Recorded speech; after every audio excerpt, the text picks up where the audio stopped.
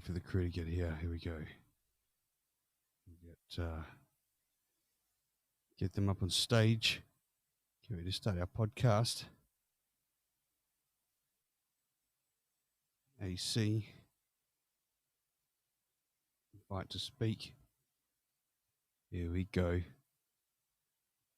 Charlie, how you doing? I'll do it again for you, AC. Give you another invite here, man.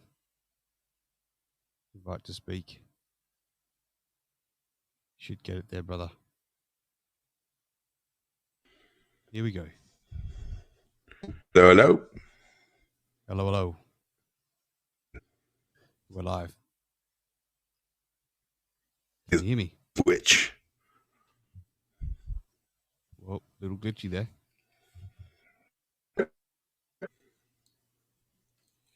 Whoa. Not sure what's going on there, man. A little bit glitchy. A little bit glitchy. Got you now. How about now?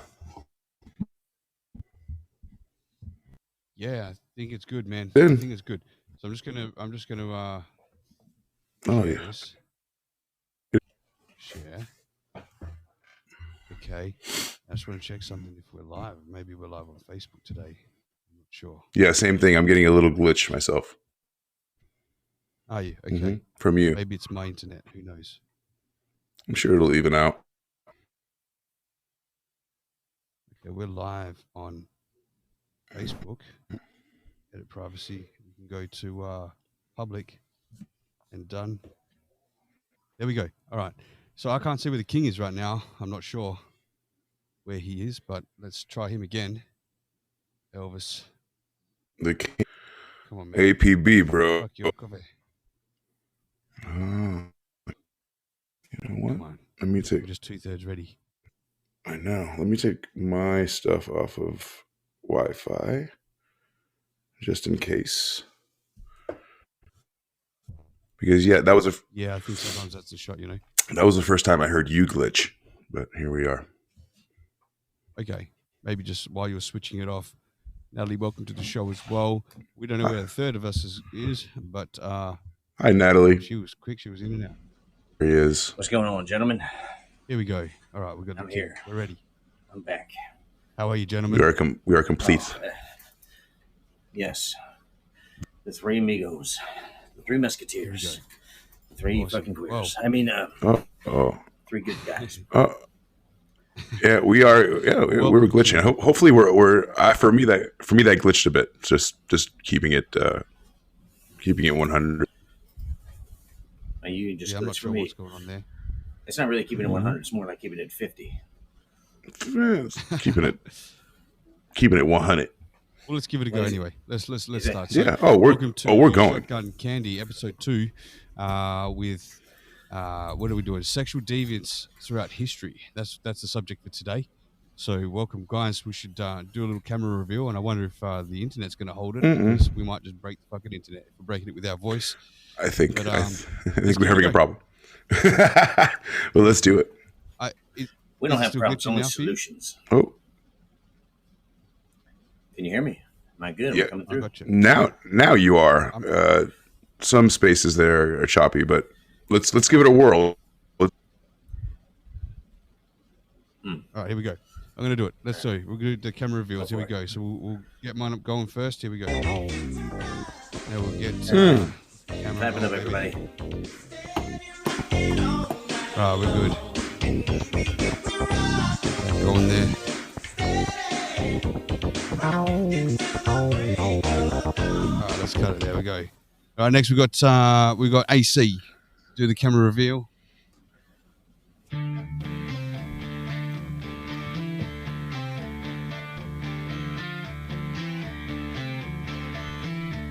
There you go, brother.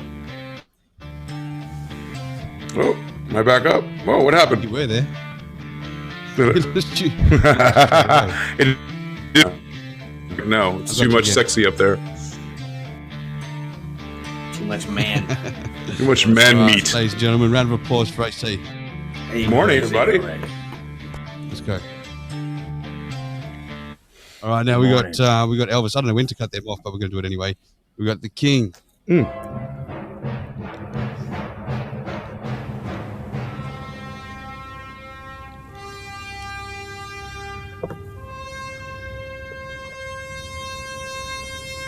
Boom, boom. He's I'm back. here to tell you about sexual deviants and dirty perverts, like these guys, wherever they are. It's good to be here, everybody. It's good to be seen. It's good to make the scene.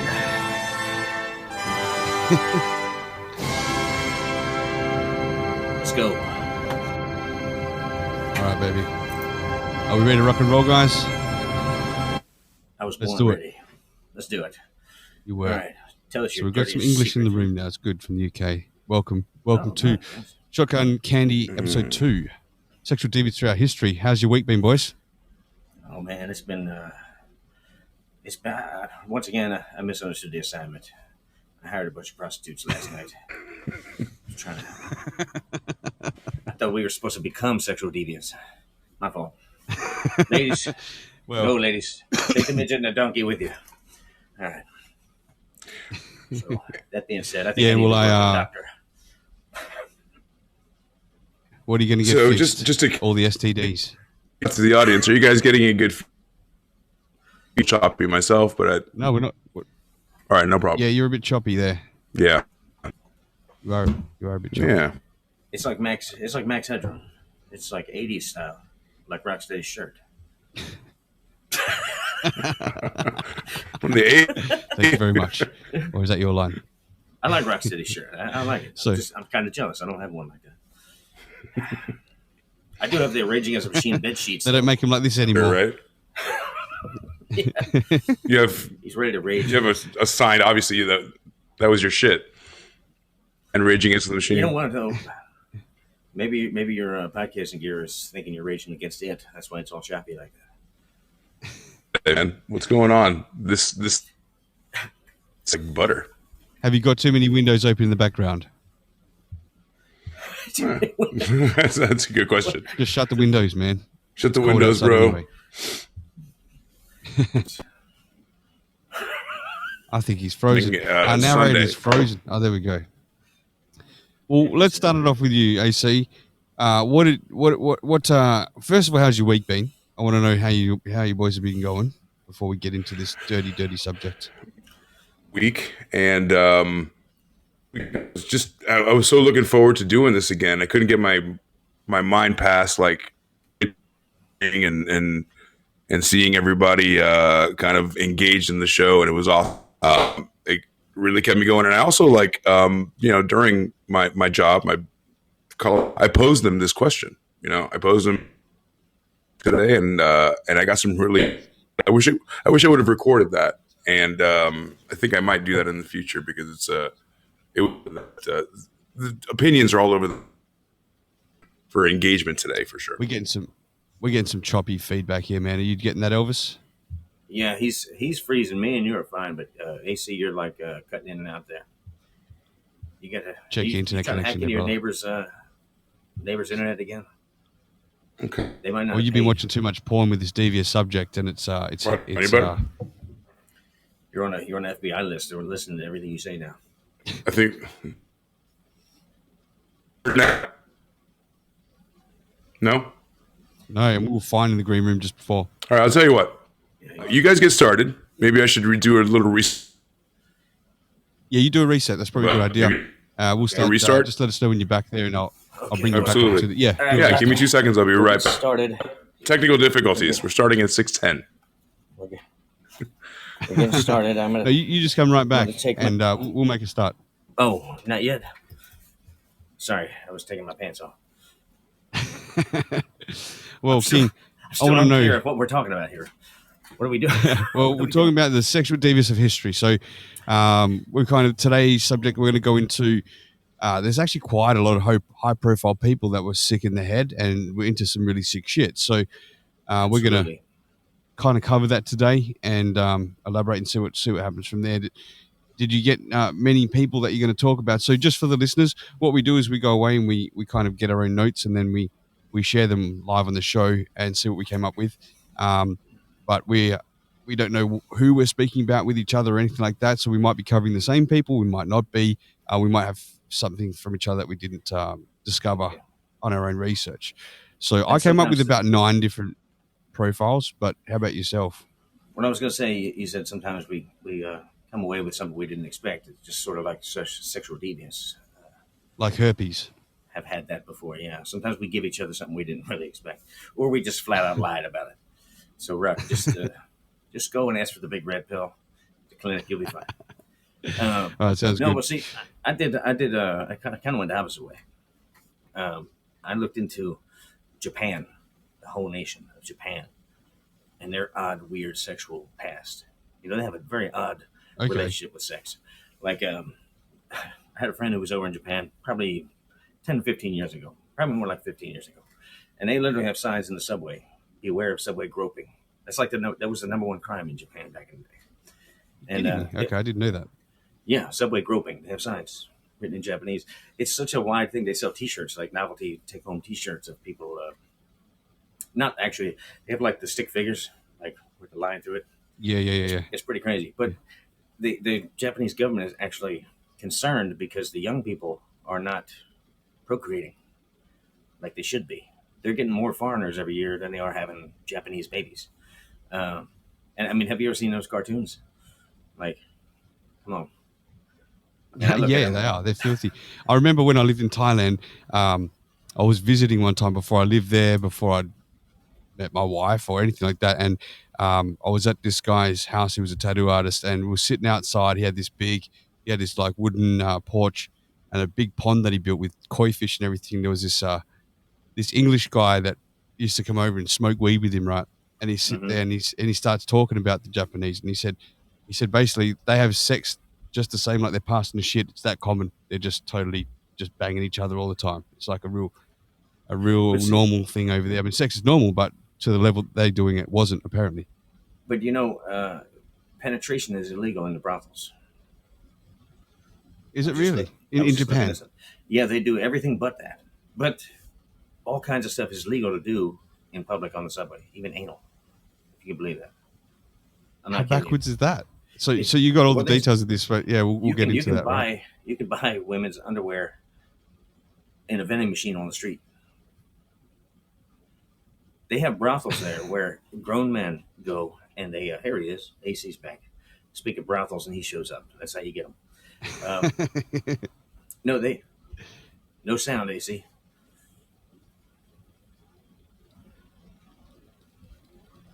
AC's got some technical difficulties today. He was all ready to rock and roll out the gate. I can read lips really well. So go ahead, say something, AC. Man, I can't see the screen.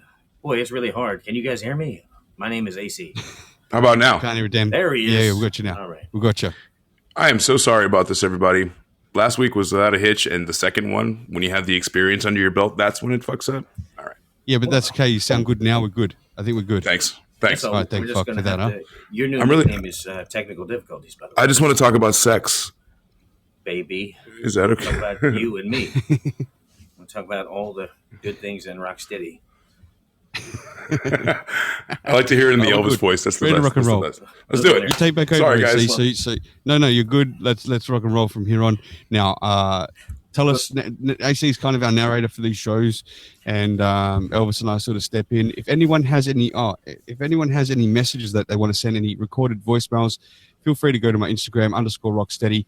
Leave a voicemail. I'll be able to play it on this show. In fact, what I'll do while the boys are talking now, I'll just get the link and I'll put that up on if you're live on Fireside watching at the moment, you can click that link and go straight to Instagram and do that. If you're watching live on Facebook or Twitch, then you can just leave a message. Actually, in fact, I can't see Twitch right now, so forget that. Go to Fireside. That's the place to be. But you boys take over while I do that link. Go ahead. Well, you got it. So what did I miss, guys? Well, how much sex did you guys get into? Lots of sex? We did it 3 times. Oh. Wow, you guys really took your time, dude. Wow. No, Usually, you guys like a hummingbird. You guys are talking about sexual deviance throughout history, and I kind of went sort of the same vein, but opposite. I was looking into the country of Japan because they do have a weirdness about them, but there's also a lack of also. Like I was just getting ready to say, they have these brothels where these grown men will go after work, and they'll just sit at like a dinner table with a Japanese schoolgirl, and she'll tell them about her day and do homework with the guy while they're eating. And then he'll go home, like with no sex or anything. So it's just, and then his weird, wife's like, "Where have you been? Have you been talking to the young girls again? Yeah. Helping them with their homework?" It's like, you have a dollar here. Number one cause for divorce. Okay, but is this like an app, or is this like a back page kind of a thing, or how do you secure the bag? How do you get that? In Japan, brothels are legal as long as there's no penetration. It's a walk-in brothel. They're not open to foreigners. Okay. It's weird. Because one, there's 3 reasons why. Communication. Mm-hmm. Like, if you don't speak Japanese and they don't speak English, a lot of the sex workers don't speak English. Sure. And, there's miscommunication. A lot of people end up banged. Well, no, it ends up with foreigners wanting to do more than is available at the place. Like, Japan has more brothels than they have McDonald's. It's not a lot. I had no idea. They have so many, but they're not open to foreigners. Because one, the communication. 2, is the diseases. Like they say, the communicable sexual diseases are different throughout the world, and they have their own, and they want to keep their own and not share. I guess, I'd go over there and probably kill everybody. They have all the good STDs there. Like, don't take ours. We need these. They have Godzilla-ria over there. Godzilla-ria. Saying that you can do anal on the train, and that's not a problem. Yeah, you can grope people on a train, but see, they do easy. They're really into foreplay. Like, that's their main thing. They'll spend like an hour just doing other things, and then like 5 minutes of the other thing. But the third reason is hilarious. Penis size. I heard about this. It's not very existed. They're worried that foreigners will ruin the girls for the locals. Right. But I don't know if this guy was kidding, because he was a comic I was listening to, but he seemed pretty genuine and giving mostly facts. He said that you can show a dick pic at the door. Like, if you have a tiny wiener, like, that can get you in if you're a foreigner. If you're a white guy. If you show them a huge hog, you're not invited. Yeah, that's not. So you take that's not the word. Your friend's little dick, and then you show it at the door as like fake ID just to get in, so you can bang the hook up. Then exactly. Then you unzip a massive hog when you get in there. They have slam it on the table. They have a line of different legumes, and you got to measure. It's like, oh, he's a pinto, he can get in. Let's go. That guy's a Navy bean. He's fine. Get him on the third. He's fine. He's fine. So it's actually like it's a deviant mental behavior over there rather than the physical end, because they pay these women for all the things they should be getting from their intimate partners, but they're just saving the sex act for like at home, but they're getting everything else fulfilled by these other people that they're paying, which is very weird. They just do the boring part at home. Seems like a reverse hooker kind of situation, you know? Exactly. See, then to me, if you look at any of those Japanese cartoons and stuff, they're all so graphic and disgusting. Not all. I think that fantasy deviance is leading to lack of it in the real world, but sure, that's not a good thing either, because they're just disinterested in real sex with real people because they got these robots on the cartoons that are doing crazy stuff. So it's a very odd dynamic compared to the rest of the world. Like, for Germany, for one, just look at the movies in Germany. If you're not crapping in your niece's mouth, people aren't interested in looking at it. It's very weird. It is. To see that. Just saying that sheds a bit more light on it, right? Understanding how the cartoons turn out like that, because they are quite graphic, and you're right, they're fulfilling some sort of fantasy. Before we go on, we have a message from Chuck before you go into that, Elvis. Sorry, it's been sitting here for a little bit. So here we go. Hey, good morning, Chuck. So Japan has its own fascinating history with kinky sex. I mean, specifically with shibari and rope bondage. They have this whole art form around it, and it's not just kind of the S&M style bondage with kind of associated with pain and things like that. There's a lot of kind of artistic aspect to the sexual rope work that they have, and but I mean that goes back to the 1600s, I believe, it's fascinating in kind of Japan's sexual history. See, I had no idea. He's totally right. Yeah. I mean, sorry, go ahead, Elvis. He just touched on something. Another thing that's legal in public is S&M stuff. Like, get a girl to walk you around like a dog and she smacks you in the ass with a riding crop. Like, that's legal, dude. That's legal, illegal. Legal. You could totally. Which is legal. It's pretty cool of them, right? I mean, that's pretty fucking cool. Well, they do have beer vending machines in Japan. So, I mean, that's... Panties. They have vending machines that you put money in and then panties come out. Yeah, that's what. And then you I sniff brought them, that right? up when you were going. Yeah, they take them there. Supposedly right, they're yeah. used, but I don't know if they just using them to clean up the sushi counter or not, putting them in a vending machine. That's right. A bit of fucking a wasabi whack. Just a bit of rice here. Just want to get this rice off with this teenager's panties here. Thank you. Excuse me, sir. Pardon me. Is it now? I understand if they're turned on so easily. Now I know why they're saying so much over there. You coward! You bite Benny from. You eat. Coward. Disgrace the whole family. You eat it like a killer whale. You've been here 4 hours. 4 hours. I just think, well, AC, you didn't hear that. I did say that. I don't remember what I said when you were here or not here, AC. You're so forgettable. Thank you. He's forgettable. Just the way you are. I am concerned about AC's beard. The gray, it seems like it's gone up a little bit since the last. That's why, darling. It came out the medieval days last time, man. That was a stressful subject last week. So I had all black. About sex. I had all black, and we talked about medieval shit. And now look at me. Yeah, you look like a lord. Look at this. Look at this. What's that? Oh, that's cool. That's like Jay Leno. That's like Jay Leno started out. That was his claim to fame there for a while. Am I Rogue from the X-Men? Maybe. Can you shoot out of your eyes or something?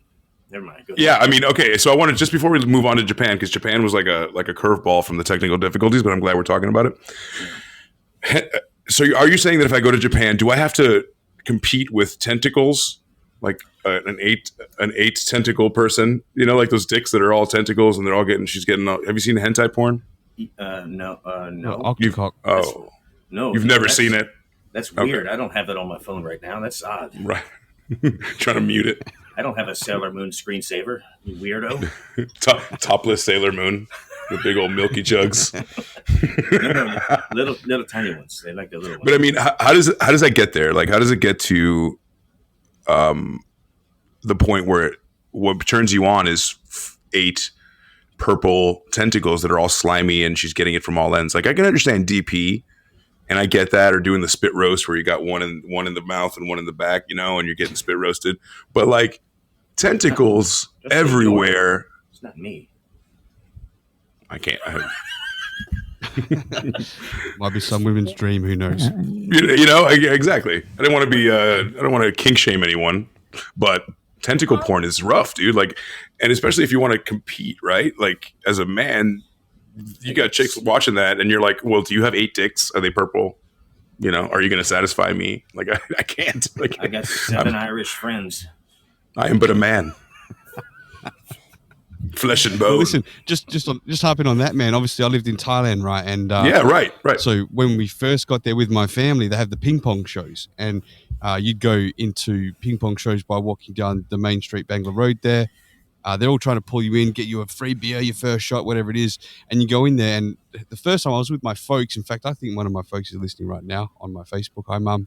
Hi, Dad, whoever it is. Hey, Mum. Hey, Mum, Dad. Talking about sexual deviants of history. How you doing? It's great. Mr. and Mrs. Rocstedi, nice to meet you, sir, ma'am. Hi. And we were in there, and they started doing the shows where they start pulling all sorts of shit out of their pussy, right? It's fucking like they were pulling out budgies, they were pulling out eels, they were pulling out all sorts of stuff. And like a fish? Parakeet. You guys call it parakeets over there. Better than a fish. It's better than a fish. It was a bird. So so she gets up on the pole, and as she's fooled me. Sorry. As she's pulling all this shit out, I shout out like North Bridge Tunnel, because we've got this tunnel here in Perth. It's called North Bridge Tunnel, right? And she doesn't understand what I said, and she's fucking looked at me and pointed with this angry face. I'm like, this doesn't look like it's going down well.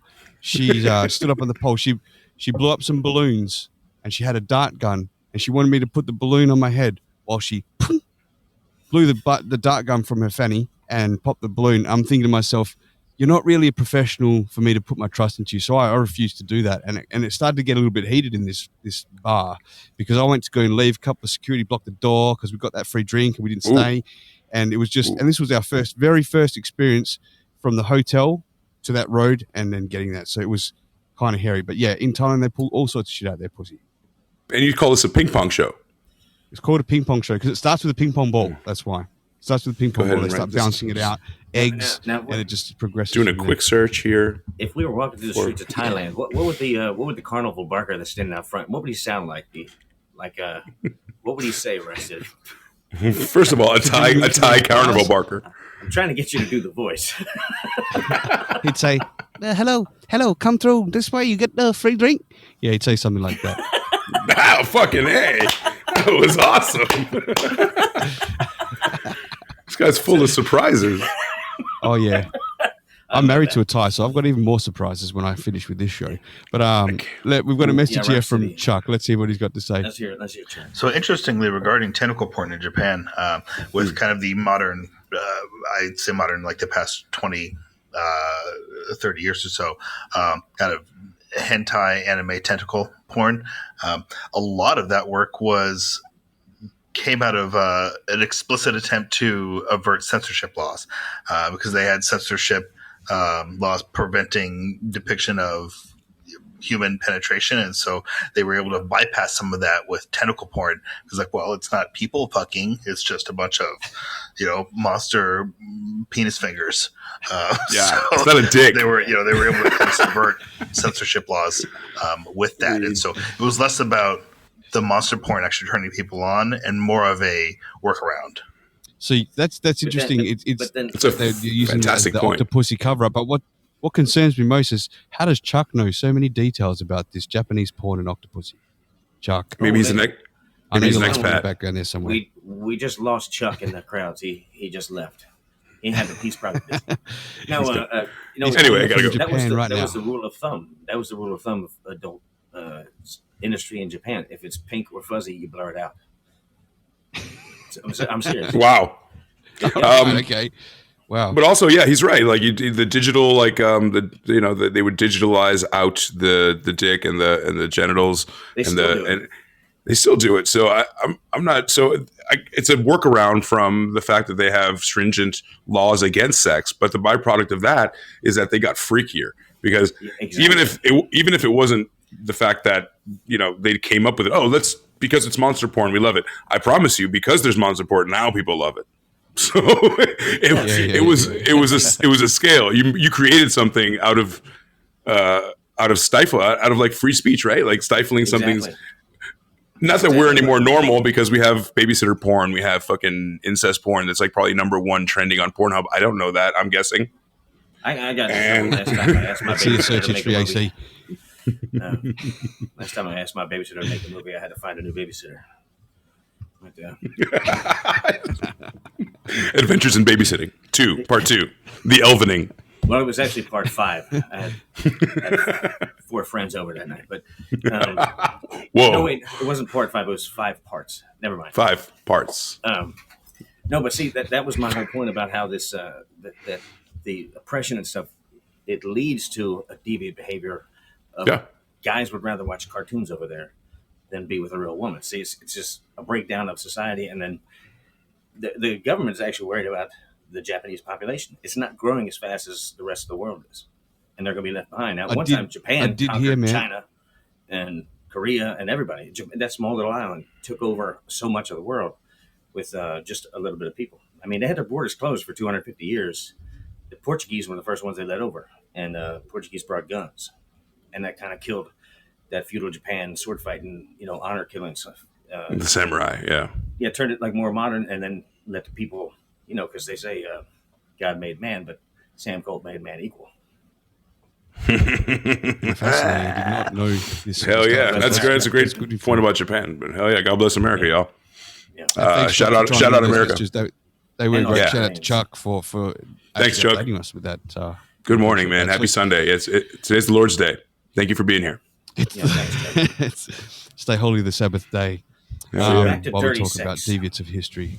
Back to dirty putting stuff and unusual penetrations. Anyway, go for it. That's pretty much all I had about Japan, is how that what I just said, summed it up with the oppression was leading to, because it's going to get crazy. Imagine 20 years from now in the metaverse, Japan's just going to be one big giant nasty all the semen. There's going to be 4 people in it because nobody's procreating. Everybody's just jacking off in the metaverse.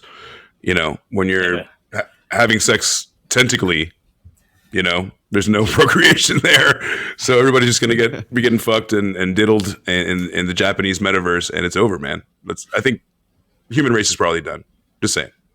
Well, it's a good thing I transcend time and space. But transhumanism, gentlemen. So, what did you look up, AC? What are we going to go into next? Just before you do, AC, sorry, we have a message from Paul Vardo. So here we go. Awesome. Paul. What's up, Paulie?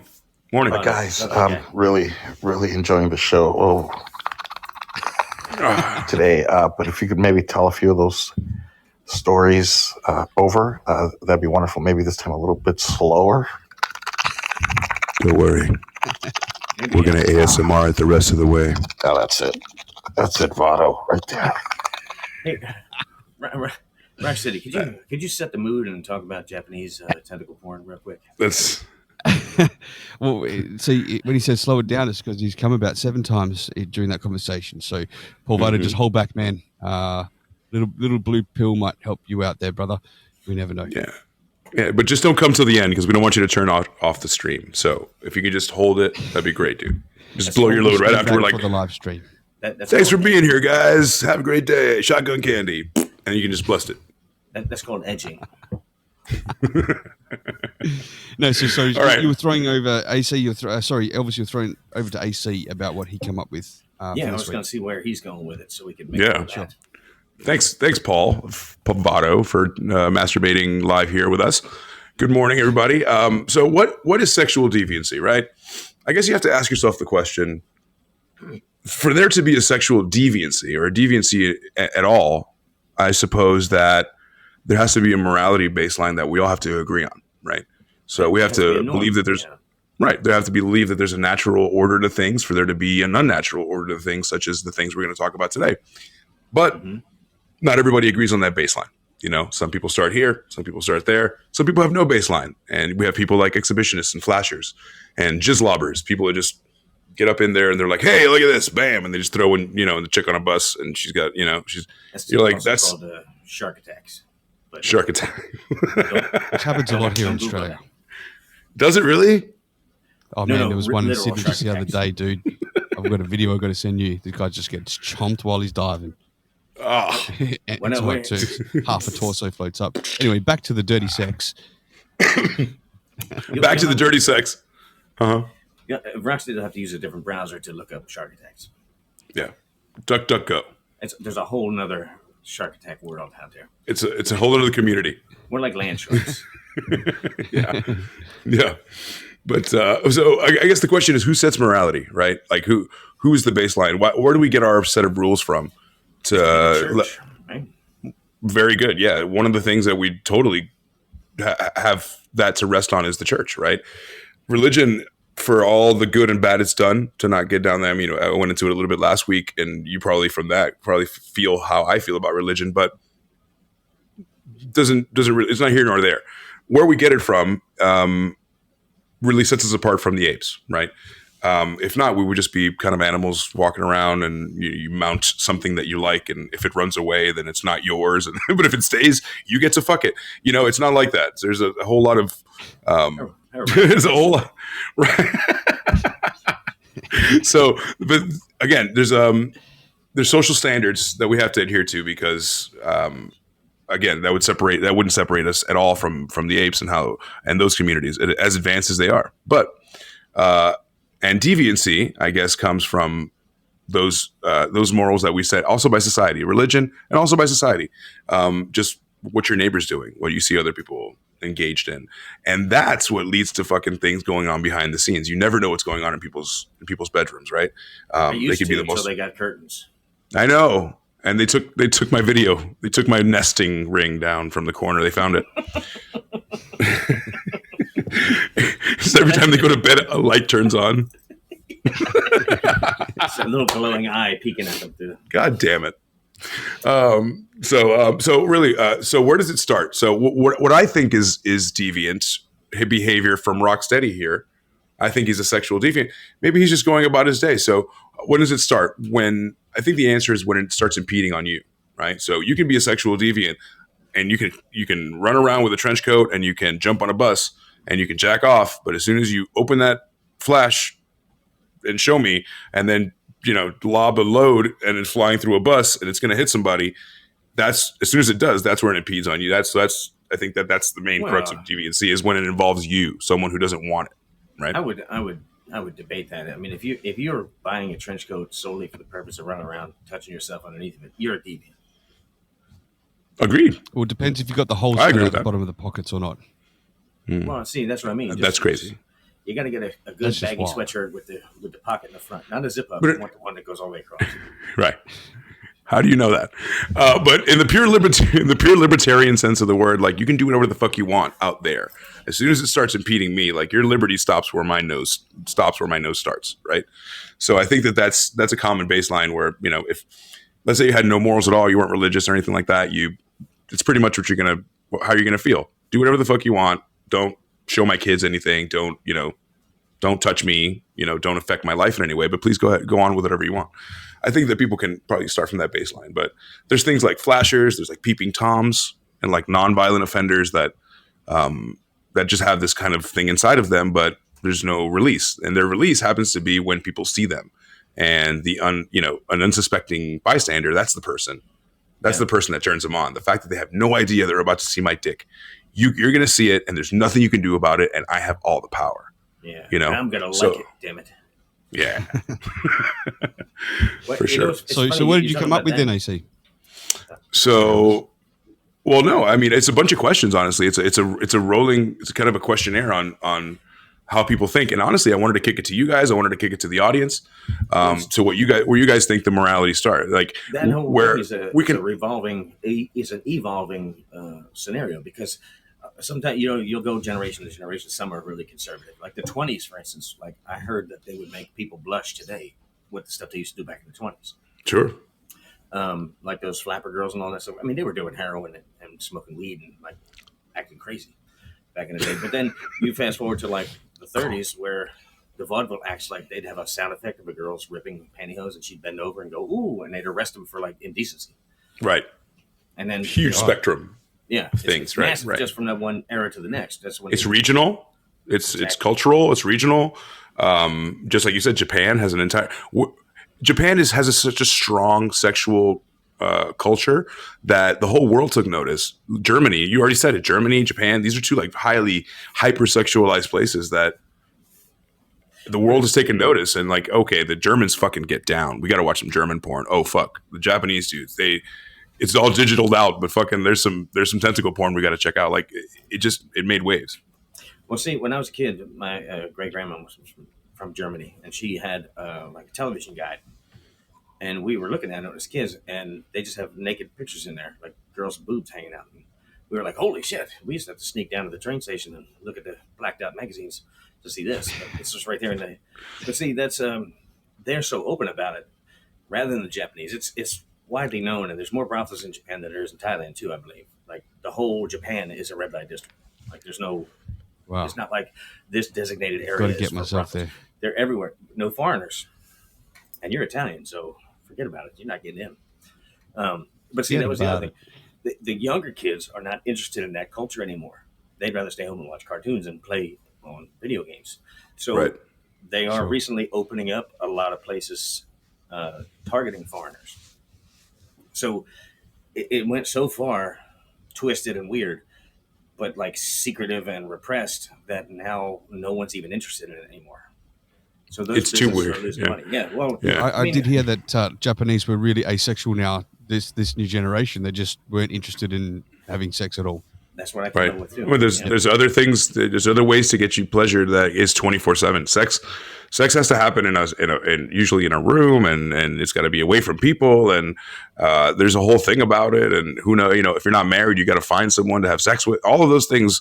But hey, my phone has all the porn. You can just fucking jack off right 30 seconds away. I'm jizzing it, So that's what it is. I think it's the accessibility of it. Before, I used to have to watch scrambled porn, on my old 27-inch TV. You know what I'm talking about, Elvis. There was always a channel. There was always a fucking channel that you can hear the porn and the people. And you gotta hit the AV button, right? Oh yeah. And if you just got it just right, you saw one nipple. Yep. through And like that was the it. through the You were wavy done. lines. You were Yeah, done. and that's all I needed, bro. Mm-hmm. Taking a nap Yeah. after that. Like, what are you watching, son? Why are you so sweaty? A music video. It was the Humpty Dance. Yeah. No, I used to do Two Life Crew. Remember the box? Remember the music box? We used to call in. Right. So I rang up a hefty bill for my mom one time when I was flourishing, let's just say, when I was blooming. And Two Life Crew, not to date myself too much, Two Life Crew, Me So Horny. What a video. What a video. A lot, endless content for an 11-year-old or whatever. It was amazing. So the box has a lot of money. I think it was like $600 back in the day. So it was a lot of jacking off. That's a lot. And I'm coming clean, Fireside. Thank you. Hey, clap it up. Thank you so much. Joey Butts in the house. Your mom's sending you a bill right now. Just my do mom. a quick reset here, guys. So you listened to Shotgun Candy episode 2, sexual deviance throughout history. So we're just talking about sexuality a little bit. We're talking about what is deviant to you, or what might not be to others. And if you do want to leave a voicemail, if you're live on Fireside right now, you can click the little fortune cookie link, which goes straight to my Instagram, and leave a recorded voicemail, and I'll play it for you here on the show. So We do that. to any of the listeners. You can always That'd be say awesome. allegedly or asking for a friend, and we'll know you're not talking about yourself. Exactly. Asking for a friend. What's pegging like? I'm going to say a couple of sentences. I'm just a couple of different things here, and then I'm going to change it up quickly. And you tell me when it starts getting deviant. Okay? I like that. Flashers, Stop. peeping tom. Deviant. Go ahead. Slashers, peeping toms, nonviolent offenders, people that jack off in public on unwitting citizens, stalkers, sexual surrogates. You know what that is? No. A sexual surrogate is someone who is having, let's say, we're married, and we're having issues in the bedroom, me and my wife, and Oh, a cuck. in this iteration, it can be a woman or a man, but what I saw was a woman that comes in and she kind of goes in the bedroom with you, and if you're having an issue, she kind of coaches you through it. She's in the corner. She's in the corner, like kind of saying like, "Oh, I'm going to send you the link. Don't worry. I thought about you already when I was watching the documentary, and I was like, this is perfect. This is perfect for him." Okay, so just stand over in the corner, right? Get your dick hard. That's right. And stick it straight in there and thrust away, baby. That's right. Bend her over. Remember Right. Lisa doing that? That'd be great. Oh, shit. Oh, hi, AC, hi, Elvis. Yes. So I was just lying on the bed, and no one was coming inside. That's Lisa Nielsen. For any that don't know, we will bring her up weekly. Okay, we will absolutely plug Lisa weekly. She's from. Imagine her. She sounds exactly like that. Don't get confused, Lisa. There's not that kind of plug-in. Imagine her coaching you through like fuck harder. Can you fuck harder? Deeper. Oh, fuck you, Rocksteady. Like a baby and me, Rocky. I love you. Yes. Okay, so here's the second half of that. Sexual surrogate. So a sex coach, and then we're gonna go off a cliff. We're gonna go off a cliff a little bit.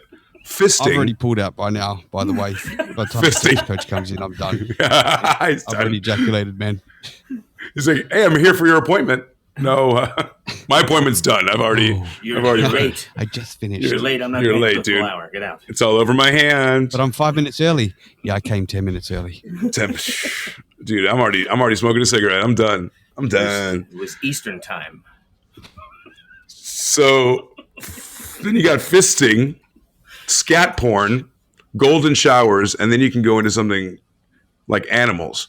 There's a huge drop off in, being an exhibitionist or being a peeping tom. Sorry, AC, there wasn't a drop off when you started to get to the scat mode or anything. That wasn't enough of a drop. That was a huge drop off. Yeah, that's what I'm saying. Okay. At that point, after the sexual surrogates, there was a huge drop off after that, right? Or no, A before that, the unwitting facials. Like that's like assault. Do you think that's closer to the edge? Do you think that should be put It's in the violence. It's also Yeah. salty. right? Well, it's true because scat and golden showers and animals and all that. I guess you're only hurting the animal. Well, That's horrible. Well, see, some of those things were between two people, assuming it's between two adults who agreed upon it and they're doing it at home alone. That doesn't count. You got to put that Right. in a different box. That's true. But the other stuff, like if you're like, hey, I'll babysit your Where's dog, box? and you're like, Oh, mine. Oh, Lisa Styles. That's right. Oh, boy. Bit of prim jack, and I just had six septuplets. Yes. I don't wear underwear. What a dick shriveling voice. My God. I don't know. She dolls herself I'm up so all night and soft. go out there to seduce you, and you say, "Hey, can I buy you a drink?" She's like, "Oh yeah, I'll have a scotch on the rocks." And she's like, "Whoa, baby, I think I'm Fuck. back the fuck up, thanks. Nice Yeah. to meet you." Doing that 180 in the military. Anyway, I just got pregnant. I'm out of here. It's yours, baby. So yeah, I mean, there's a huge like animal. Also, I want to get into animals as well because there is a I bet you really do, quick. you weirdo. Well, I do. I personally want to get into animals, but no, there's a documentary that I came across many years ago. I'm not sure if you guys know about it. And then we can get into people. I know we have several lists of people that are legendary sex, like just perverts, and I know Elvis has. You're concentrating on, I think, one person, right? But I abandoned that one because it was too much. It's too disturbing. I don't even want to talk about it. Plus, I I want to just- bring fame to somebody who's like that. No, I mean, I'm being Yeah. serious. No, it's true. Yeah, I get that. Yeah. Before we do go into the animals AC, we've got a message here from Joey Budd. So welcome, Joey. Hey, Joey. You actually, you want me to put? I would never. You don't even know what to think if the chick asked me to do that. Like my foot, my entire fist. Yeah, I'll pass. Yeah, but I will take some of that scat porn with a side of golden shower. You got it. Yeah. Oh, it's that last part. It was disgusting. The got last part was disgusting. We got another quick message from Lisa.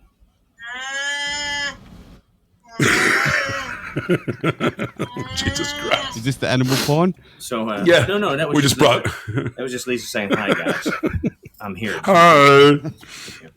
All right. So what do you got, AC? No, I've got a I was couple of really. people that hear some names of history of deviants, but I think you want to go into the animal stuff first, right? Yeah, really quick because I think this is worth at least exploring. If you don't want to watch the actual documentary, which might be a bit much, the documentary is called Zoo, ZOO, and it's about.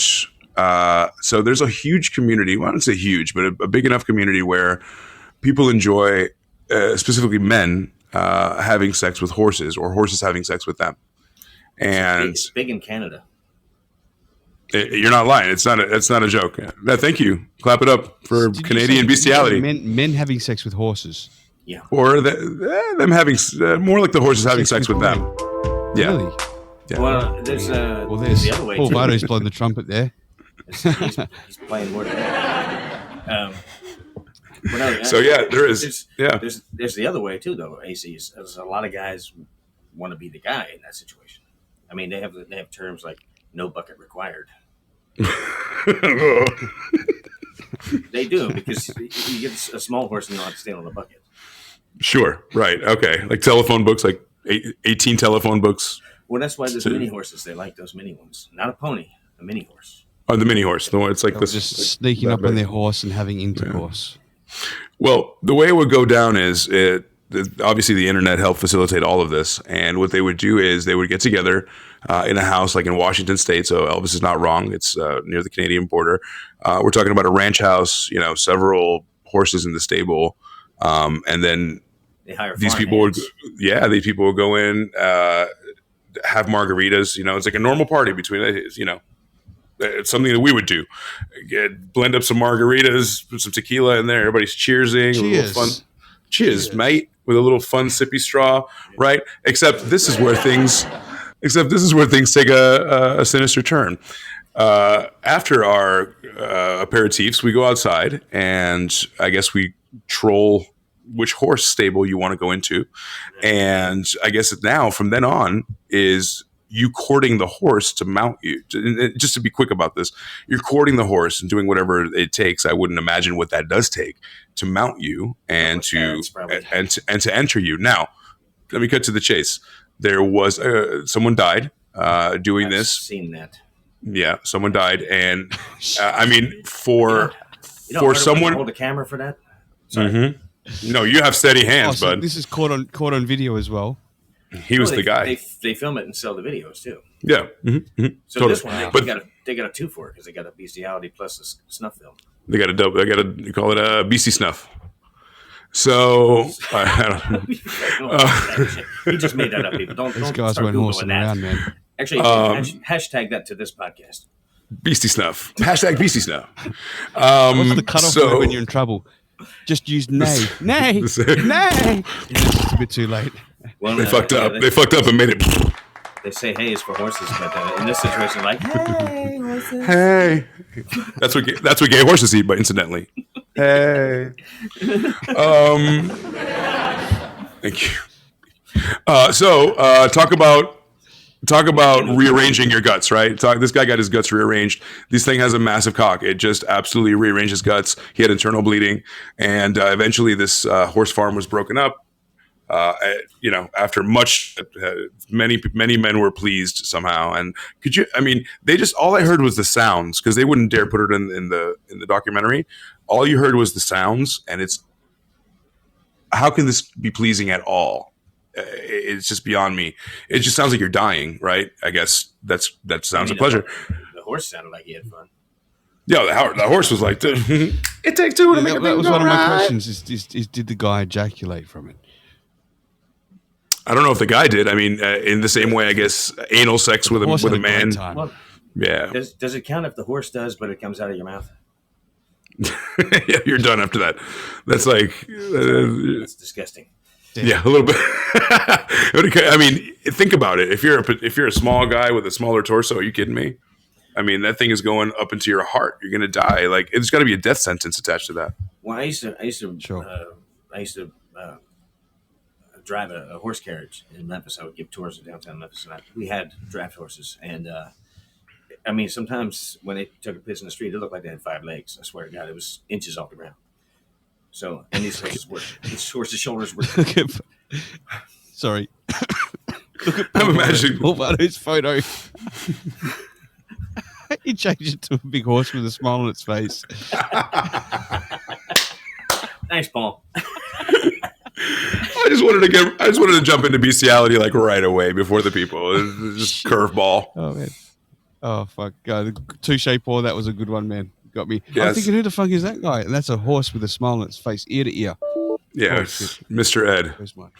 Fuck yeah. So yeah, that was so just, and of course there's all different types of other, you can imagine what's out there on the internet. This was a hard one. I thought medieval times was hard to research. This was a different thing altogether, because you really have to, there's some people got hurt, and just because we're poking some fun doesn't mean that we're just checking it all out. We're not Did you say taking it too serious. Is that horse related? It's Buckets of Fun. That's what the horse's name was. Buckets of Fun. Now, Buckets of Fun. It's an Irish horse. We did have this carriage driver. We called her Scary Poppins because she pretended she was from England for some reason. I don't know why. But the guy who owned that barn, they caught him. They all went to work to go get their horses ready, and he was asleep in the stall with a fifth of wild turkey, and he was naked. Wow. The horse was doing a crying game in the corner. It was like, yeah, he was just washing himself. I can't wash off the shame. The horse did get a raise, though. He got paid for it. You got stock options. Yeah. So yeah. That's good on from that little. That's yeah. So that was crazy. Set the tone right, and now we know nothing can be as bad as this as we continue for the rest. Or can it be? It can be little bit fun. Gives new meaning to the term mount up. There's some people in history that's actually going to test that theory for you, because there's some people that we're going to come up with right now that we're going to talk about that I promise you are going to shake you to the core, because there's been some filthy people in this world, and we're going to try to go as chronologically as possible. At least I am. So whoever wants to go first, please. I'll do one, but we've got a message from Joey here. Oh yeah, get him first. Fucking insane. I know that there was a video, I guess, of that guy. My friends, they would try to trick me all the time. Well, they kind of got away with tricking me with like, hey dude, check out this. I'm so bad with technology now. You guys can only imagine back then. I was like, oh, okay. Oops, your football stuff, and it's the gayest porn ever or whatever. Oh shit! I lost it's that. Fucking insane. I know that there was a video, I guess, of that guy. My friends, you know, they would try to trick me all the time. Well, they kind of got away with tricking me with like, hey, dude, check out this. You know, like I'm so bad with technology now. You guys can only imagine back then. I was like, oh, okay. What's your football stuff? You know, and it's the gayest porn ever or whatever. But anyway, they would sometimes send stuff like that to, you know, us friends. But like I heard about that horse guy, and there was a video, and he's fucking died of internal bleeding. No, right. I mean, Jesus Christ. Yep. Fuck. That did happen. That horse. Yeah. Well, if he didn't know if he didn't see what was going on, he probably was just. No, he didn't care. You know, okay. Let me he was get going to this town, over bro. with, and he was probably just thinking about like eating some oats or something or hay. I'm not sure, but if it was a race, the horse came first anyway. They always do. Yo, and all right. So I'll get into one, right? Let's do this. I want to get into a few characters here. That's what I've got about 9 different characters here. We don't have to go through them all, but just to send a paragraph or two about them. But the first one's actually Albert Einstein. I don't know if you guys come up with Albert Einstein at all. No. Okay, so I'll read this out. So Albert Einstein, the most famous mathematician and theoretical physicist in history of the planet, was many things, but remaining monogamous was not one of them. He married twice, once to his own cousin. He then cheated on both of his wives with around 10 different women. Once he almost married his second wife's cousin, who was 22 years old's daughter. Right? Wow. He then, he had the notion that people had a natural desire to have affairs, and it didn't do any good for them to resist the urge to do so. So he used to fraternize quite a lot with his cousins. Wow. Albert Einstein. He was MC three-way. Ooh, that's a new calculation for you. Fucked up. Take that math. Yeah. Yeah, just imagine getting together at the family dues. It's like this weekend we got a family do. He'd be like, oh, fuck yeah. All right. Sweet. All right. My baby's going to be there, babe. My baby's going to be there. Is Uncle John bringing Jesus. And Albert, you think like he's like more than a household name. Every time you say anything, like even if you're calling somebody smart, you're like, hey, this guy's an Einstein. And if you're calling somebody stupid, you're like, what do you got going on there, Einstein? You know, he's even that much of a. Every time you say Einstein, just remember he's a cousin fucker. Well, next time he's dirty cousin fucker, and he'll fuck your cousin's young kids as well and marry them. He wants to marry them. Yeah. So if it was up to me, Albert Einstein, you've just been fucking cancelled with the modern day thing that's going on. You're not going to last anymore in this day and age, so you've been cancelled, brother. You're out of here. E does not equal MC squared anymore, my friend. E equals MC. Get the hell out of here. We're undoing that. Well, you know what? It's about time. It's about time Nikolai Tesla took his rightful spot at the top. You know that's right. Oh, hey, genius for real. Nice job, Tesla. Doesn't have the same ring. Yeah, look at this guy, some kind of a Tesla over here. And, good job there, fucking Tesla. Well, thanks, Elon. Most people. So I've got another one like this. Should I do another one and we throw it back over to one of your boys? Go for it. A guy. Yeah, go for another one. I'd run through James Joyce. Just like I don't know if you know who James Joyce is. James Joyce. He wrote the novel. What's it called? How do you say that? Ulysses? Ulysses. Ulysses. Is that how you say it? Ulysses. Anyway, he wrote that novel, which is considered to be the epitome of modernist literature. James and his wife, Nora, I've got to take this closer. I can't read that far away. James and his wife, Nora, used to exchange erotic letters that were quite disturbing. He used to refer to his wife as a strange-eyed whore. And you had an ass full of farts that night, darling. These are his words exactly, right? So writes Joyce to his barnacle in 1908. He also wrote big fat fellows, long windy ones, quick little merry cracks, and a lot of tiny little naughty farties in his letters to her. Naughty farties. Naughty farties. One of the openings of the letter sent by James was, "I did as you told me, you dirty little girl, and pulled myself off twice when I read your letter." So they were getting off on letters. Pulled myself off. I pulled myself off twice so when you read his letter. Instance of sexting, then, isn't it? That was the hottest letter ever written. That's old school. You know how long it took to get a reply? Imagine like, hey, what are you wearing? I think it was like $7.99 per letter or something like that. She's like, I'm wearing my long knickers. He's like, why? It's summertime. That's how long it takes to get the message. Every time they have to wait 6 months for a fucking raven to come from you. And he only got to jack off twice over the first letter. So when James left Nora in the Tristy, feeling like a pole. While he returned to Dublin, it was Nora who began the pornographic letters to keep her husband away from the prostitutes. So she would write the erotic letters to him to keep him away from the prostitutes. Jerk off twice during this letter. Don't go to the prostitutes. And you can imagine that, right? It's almost like, watch this porn so you don't go to the hookers. Right. So all he had to do was, abstain for like 3 months till the erotic letter came about farting. The fart letter. The fart letter from abroad. Hey, did he ever? Oh, damn. Did he ever say to her in the letter, you must be Irish because my penis is Dublin? You must be Irish because my penis is Dublin. I had to say that again for them because the claps. Say a special hi to Dana. And Dana, we're doing a talk in future. It's not going to be anything like this. It's going to be serious, but this is our Shotgun Candy podcast where we're just talking about a subject of sexual deviance throughout history. So, yeah. That's this week. Do not judge me on this podcast. That's not what the podcast is about. Let me correct that. We don't always talk about sexual deviance. Next week is going to be something else. Okay, That's cool. Right. No, next week we'll be talking about us talking about sexual deviance. Right. It's going to be a recap of a recap. No. I've got more, but you throwing it over to you there. Yeah. Just want to give a shout out to the crowd real quick. And thanks for coming by. We want you to clap it up and share the show if you like it. If not, get the hell out of here and leave us alone. We're talking about sex. Yeah, and tell us some fucking sex stories. Yeah, don't worry, chime in. It doesn't matter. Like you're on the internet. Tell us sex stories. Like, hey, this is Dave. My cousin's hot, and some other thing. Yeah, my sister. Really wants to hear that. Start off with my sister did one time at band camp. A friend of mine. All of those things. I have a cousin who. Woo! You got to meet this cousin. Paul Vado's left a picture of James Q. Joyce model in his picture there. It's almost Paul. You should call yourself. It's flaming hot, baby. That looks good. So thanks, Paul. Cool. All right. So we've got a message as well from Joey. Here we go. There we go. Farties. I pulled myself off twice.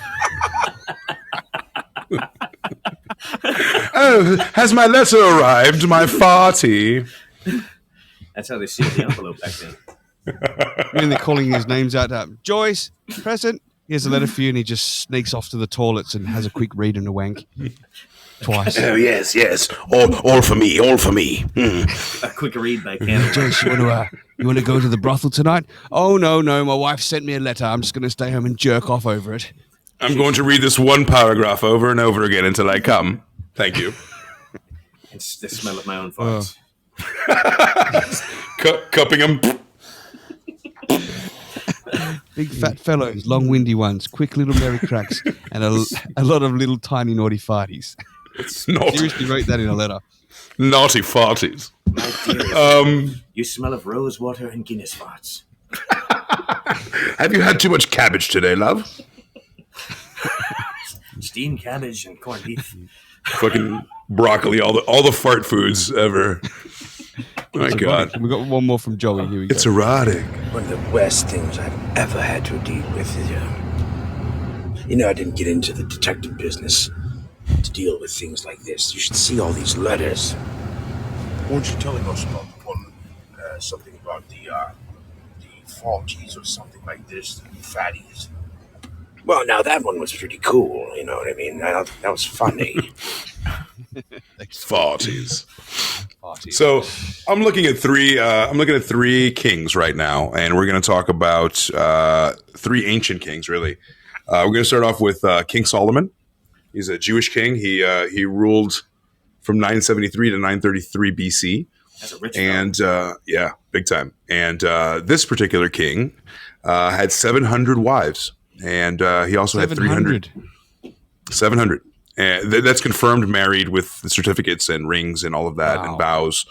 On top of that, because he didn't think that was enough, he had 300 mistresses on top of this. bringing his All at total the same time? Is it how bringing his total fuck factor to 1,000.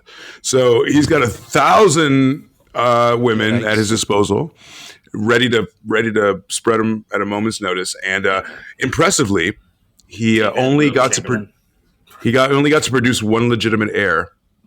And some said that was his punishment for being so horny, was the fact that he couldn't really produce any more than one heir, because that God punished you for being so promiscuous. So I guess it's all them barren women. Well, it's kind of a blessing, man.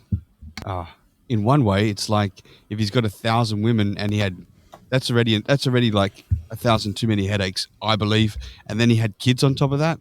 He had one to each. It's like 2,000 fucking headaches, man. Yeah, but that was back when the people wanted kids. Well, see, he must have been doing it wrong. Dude, I think he was. I think he just came on his tummy. He was like a 3-pump chump, and then he just and he just apparently it was all anal that he was doing anyway. So maybe that's why he's just doing anal. Just doing anal. Why aren't you getting pregnant, whore? It's your problem. He just thought he was having a bunch of black babies. They're all telling him like, dude, that's my butt. You got to do my pussy for that. And he's like, I'm the king. I say where the pussy is. And he's like, fuck. All right, man. You got it. Speaketh up and I shall cut off your head. Okay, anal it is. Oh, damn. Then we have King Henry the First. 1068 to 1135. Allegedly, a phenomenal sexual stamina in this guy, right? Like, this guy could fuck like no other. He fathered 20 to 25 bastards, or illegitimate children if they're not male.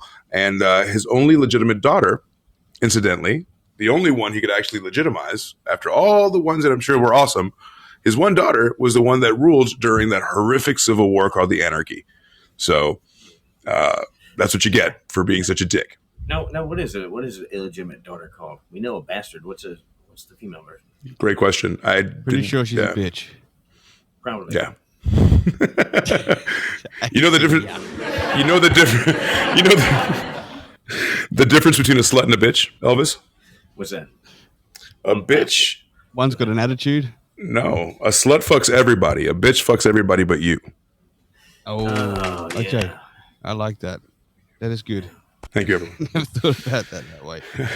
And for the third king to round out what my first piece here, King Louis XV. King Louis XV, 1710 to 1774. So the most recent of the three kings I was talking about. He's one of the Bourbon kings of France. If you know anything about that, they were absolutely legendary fucking lovers, and they had the most concubines, and they fucked the most and the best and all that, and they had the best wine and got down with the hottest cheeses. His illegitimate daughter. He was rumored to have sexual power unmatched, right? And the way he supplied this unlimited power in his brothels that he owned, which always had a fresh stock of healthy girls checked and everything. So he spent a lot of money making sure his brothels were. Stop rubbing your hands together. So, I'm warming them up, man. I don't like. Yeah, right. Just, fucking healthy girls. Yes, healthy girls. All for me.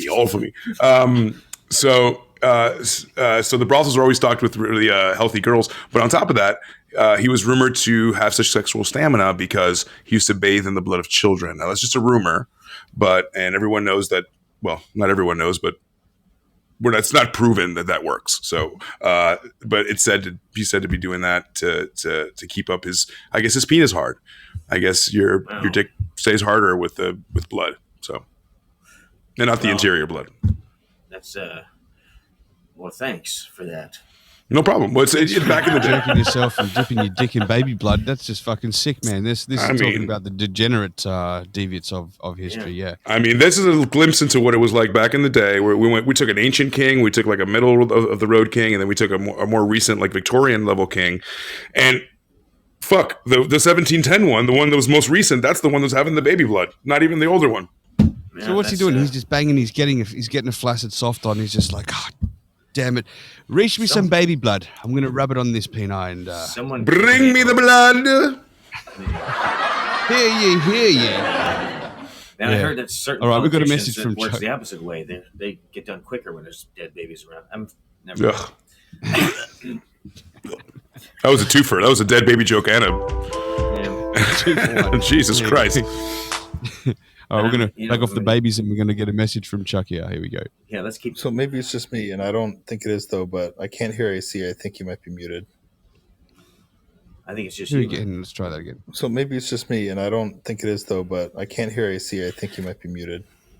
Who, myself? Fine. Can you guys hear me? Someone just give us a clap if you can hear all three of us. I can hear AC let's fine have a listen. on my end. Gosh, I think we would have heard about that. That's crazy. I'm sorry. Maybe you have just me on mute. Maybe at one point you were like, "Fuck this guy, let me mute him," and you forgot to put me back on. You might have to swipe in and out then, Chuck. If you can't hear me, I guess I can't. I can type that message to you though. But we do have a written message for UAC from. We got Gary Gonzalez, and he said, "What up, AC?" So, Gary Gonzalez, hey, what's going on, man? What's going on, man? You know what? That reminds me. Friend of mine from here in Vegas also was part of that conversation that we had when I posed that question to my coworkers, and he's got a funny one that he told me. I don't know if it was funny, but something that he came across. Right? He used to work at a Starbucks, and at this Starbucks, it just stayed in my mind. This very sexy Starbucks. He used to work at a Starbucks, and apparently there was an older gentleman. I would probably say a lot older, and he used to wear very short shorts every day. And this gentleman would come and sit down. And thank you. He would wait till the end. He would come and sit down and spread his legs, and his big pink, long, heavy sack would just come out of his shorts. Kind of like a big wad. Thank you. Like a big wad of big league chew that's fucking hanging down, and he would make eye contact with women there, and kind of make them feel uncomfortable. Like, hey, look at my sack. Like kind of direct his eyes down. Like, hey, look at this. So I'm not sure what the end game was there. You know what I mean? Like, what's your plan? So I'm just gonna show somebody my big pink sack, and I hope somebody likes it, and what, we go home together? Like, what's the deal? Purely for reaction.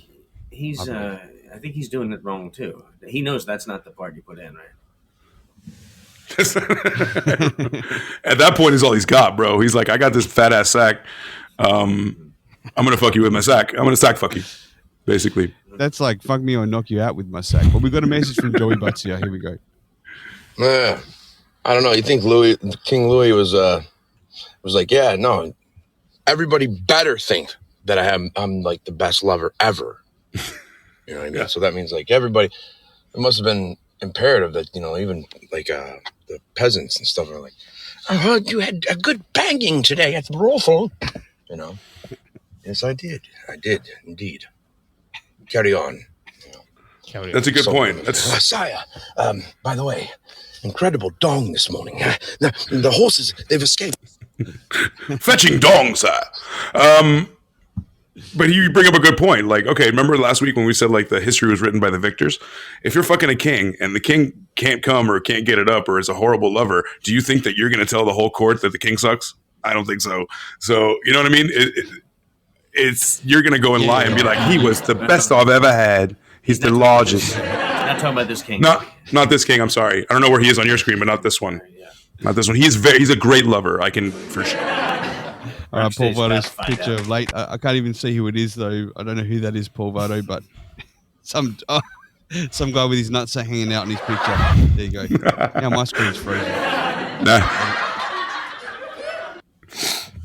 Oh man, this is the Lord's Day. This is a great. This is a fantastic thing to watch right before you go into church, so you can feel refreshed. Kind of, if you're listening to this in the car, on Facebook Live, on the way to your Baptist church.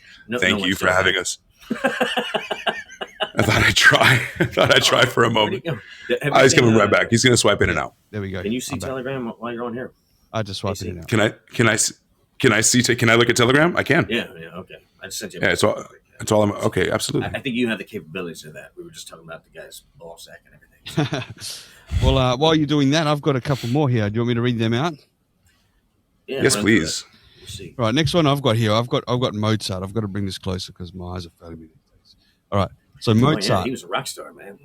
Mozart's the man, right? As we thought. But here's a little bit of sickening shit that you didn't know, no pun intended, about Mozart. So Mozart was such a parody that he began writing symphonies at the age of 5.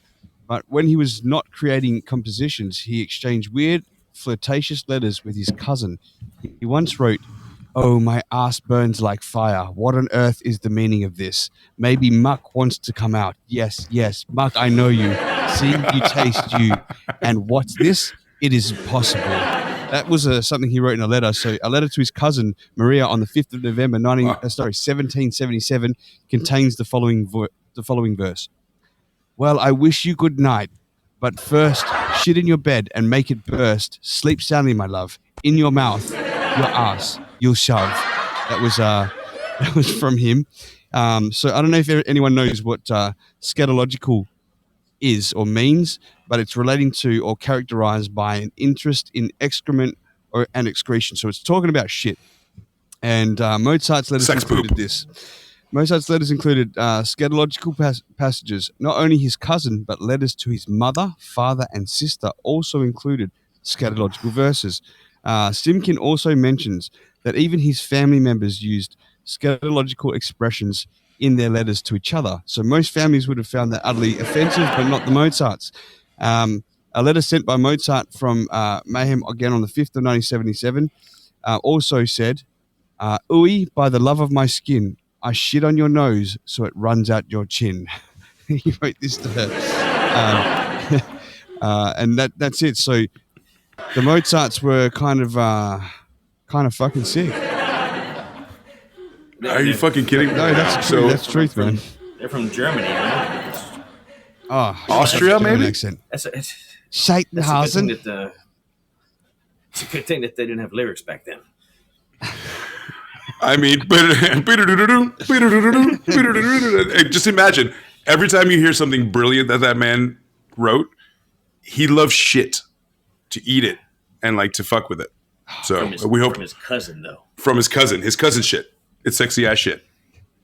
That's just, I just got something through the wire, boys. Yes. Okay. Just hot off the presses. You mind if I share it? Let's do it. I was just sent this by a listener, and I'm not sure what source it came from, but it was, I guess, I don't think it's anybody in this room.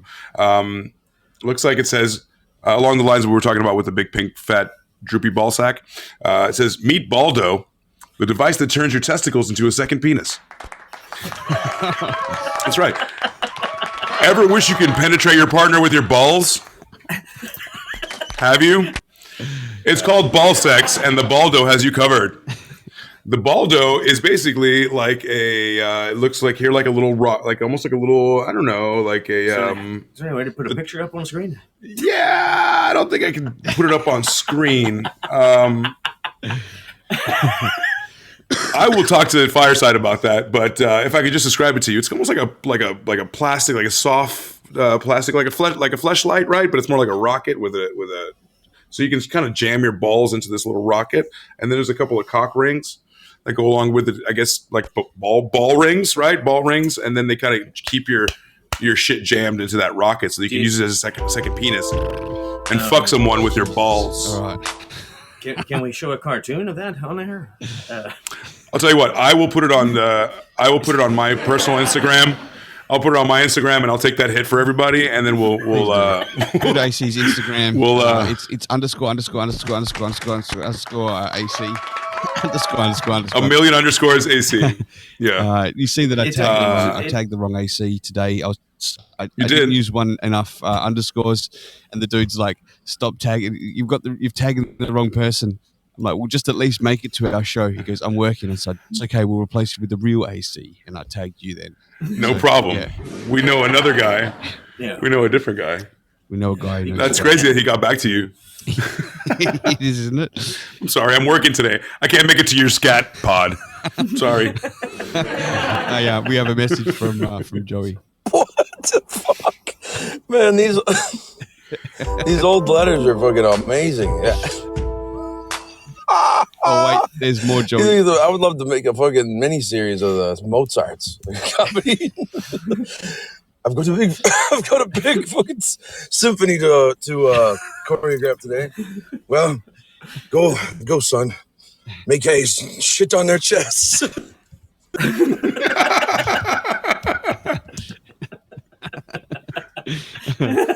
And then we've got a pickup line from Paul Vardo who says, pickup line. I would make a smoothie from your diarrhea. Yes, thank you, Mozart. Okay, alrighty. Signed Mozart. You have any more, Rock? Or is that the last one? I got more, baby. Yeah, you want more? I got plenty more where that came from. Give us 2 more. Give us 2 more, at least. I'll give you 2 more. No, I got a couple. Yeah, let's go. Let's go. Let's do it. Okay, so Percy Granger was one of the most brilliant and eccentric composers of the 20th century.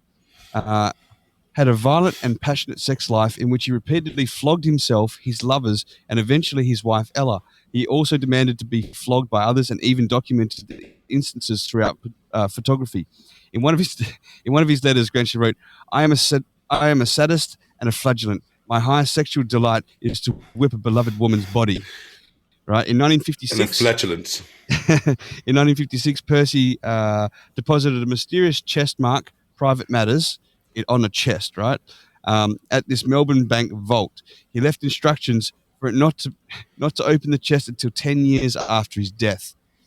When researchers finally did the honors in 1971, they were shocked to discover the contents of the box. The box contained 70 homemade whips, along with a massive pornography collection.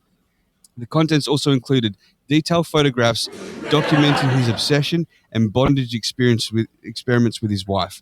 In a letter to his future wife, Ella, in 1928, Granger wrote, as far as my taste goes and blows, with the whip are most thrilling on breasts, bottom, inner thighs, sex parts. There were also rumors of Granger maintaining an abnormally close relationship with his mother, Rose, and Rose committed suicide in 1922. The rumors because of incest. I don't blame her. I don't fucking blame her. So, Jesus, you know what gets me most about that story is wait till I'm dead after 10 years and then open the chest. I'd be like, dispose of this upon my death. I wouldn't want anyone to just read that shit after, right? But they did. So you want to share the love, man. What's this, man? Let me read this out loud at the wake. Can you imagine if they opened it like a family reunion and all the kids are running around whipping each other? Your friend Gary here, he's written, did you hear about the constipated composer? He had no problems with his last movement. There you go. Oh! Bada bing.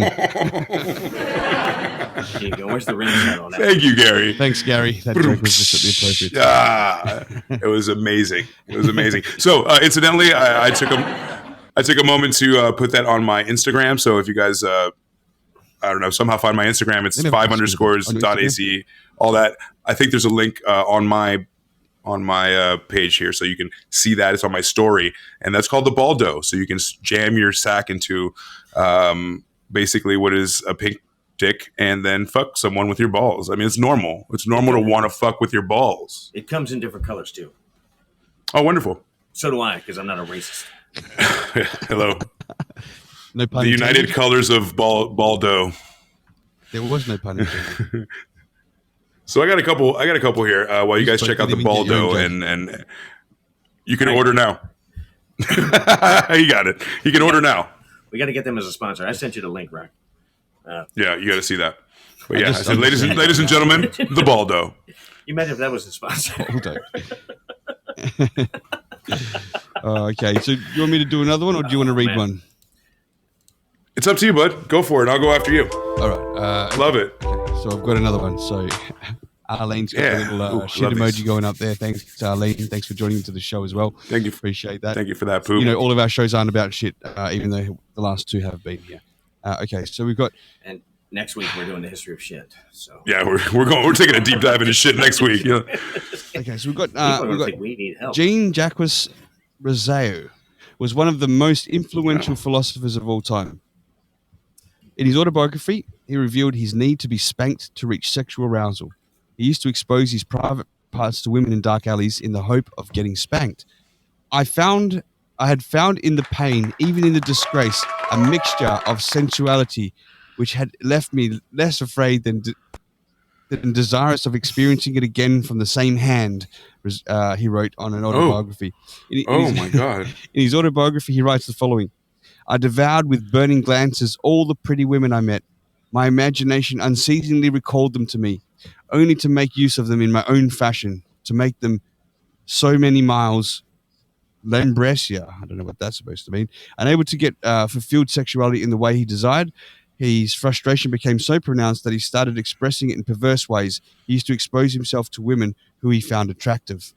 So he was just a flasher. He'd just flash his dick out. That's the way to. That's the way to get him. I mean, everybody knows that's how you get women. Old school you flasher. Go up there, you show them your dick. Say, hey, baby, hey. It always works. So it's 100%. Yeah, just 100%. His cock. Yeah, well done. I thought you'd give him money. It's cheaper doing it his way. Well, in what world do women spank you for that though? Like instead of like slap the shit out of you, or shoot you in the face. Come here. If you're in a dark alley. No, don't do that. Stop exposing yourself. So what is it? What he was hoping for? He's hoping for the woman to walk past, and he's just flashing his cock and balls out. So she just goes slap, and he's like, oh, and ejaculates. That was his kind of hope. That's how. I think best. How do you discover that? How do you discover that? Just spank me while I ejaculate. God damn. Best case scenario, he's thinking it's like he's walking by, the girl's walking by, it's a fucking dark alley, he's cranking it, he's like, psst, hey, check this out. And she turns over and goes, say, I love that. I love that you're doing that right now. And turn around, just smacks the shit out of his ass. Like he's like, yes, this is exactly what I wanted. Exactly for you to smack my ass. Who would have known that I met another person just like me in this alley? Well, see, he probably wouldn't like that though. How many? You know what? It'd be funny to see like his failed attempts. Like, ooh, I really like that. And he's like, damn it. Blooper reel. Hey, yes, I want that. Fuck me right now. Do you want to spank? Or you want to what do you want? I'll do it. Get the fuck out of here. I gotta stop hate that. It's trashy. These whores. I want you to hate it. I want you to hate it. I gotta go where all the good church girls are. I want horrified church girls. Oh shit. Whatever. All right, so, give us a couple. AC. What do you got? What do you got? Sure, no problem. Elvis, let me know when you got some. Chime in, okay? I'm done. That is finished. Nice. He came a long time ago. Daddy's down for the day. Getting sleep. Have you guys heard of Roman Polanski? Polanski rings a bell, but no, I couldn't say who I know. Yeah? No, I'm gonna have to say no. You're familiar with his work. He's a pretty pervy guy. Yeah, and you're going to know right away some of his work. So he was an actor and film director. He's best known for directing Rosemary's Baby and Chinatown. I'm sure you've seen one of those movies. Anybody out in the crowd? Let me know if you guys seen that. So yeah, so pretty 1969 horror movie, Rosemary's Baby. Thank you. So that person's definitely seen it. I think that was Paul. That's Gary. So he pleaded. Oh, Gary. Oh, thanks, Gary. You've seen him. I'm not looking at the crowd at the moment. I'm just looking at our faces here. But he pleaded guilty to unlawful sex intercourse with a minor after spending 42 days in prison. This followed a plea bargain, which dropped 5 of 6 charges. The incident involved a 13-year-old female model, and it occurred in 1977 at the home of actor Jack Nicholson, who was out of town at the time. Fearing even greater punishment, Polanski fled the country to Europe, where he has long fought extradition, and he's never returned to the United States. So after that fracas with a 13-year-old model, I'm not sure who that is. I think she remains unnamed. The funny part is that he did this at Jack Nicholson's house. So that's not really that funny. You know, Jack Nicholson had tunnels from his house to the Playboy Mansion underneath the ground. Is that right? Yeah, just look up Playboy Mansion tunnels. And in the 60s, they sent the Playboy Bunny plane to go pick up children from Vietnam that were victims of the war or whatever. Mm-hmm. And they all brought them back to the Playboy Mansion for, I guess they were find them new homes or, hey, here's charity. Yeah, whatever. Here's Johnny. For charity. Mm-hmm. Yeah. Right. Wow. Supposedly. But it's, if anybody's familiar with Operation Midnight Climax, you know exactly what the Playboy Mansion, how those riches became about. That's some foil hat conspiracy stuff, except it's all documented. Right. So. Well, we do have a message from Joey doing that as well. Let me just quickly knock that out. Also, the Officer to Gentleman guy, he was the same thing. What's that fellow's name? Richard Gere? No, this is another guy, I think. Not sure. There's another guy in that movie? I don't know. I mean, when he's on screen, I know it's hard to concentrate, but yeah, there's probably another man in that movie at least. Richard Gere. All right, he's another guy. There's I know. 2 guys had tunnels on the Playboy Mansion. You can look at the videos and films of, pictures of the construction of all that stuff happening too. And AC is going to look it up and he's going to put it on Instagram with his Baldo. With my Baldo. Message from Joey. Right. Like, hey, ladies, have a look at this. You know, he's doing the ravishing Rick Rude. You know, he clutches the back of his head and does that. Every once in a while. Hey, I love it. He's like, get out of here, pervert.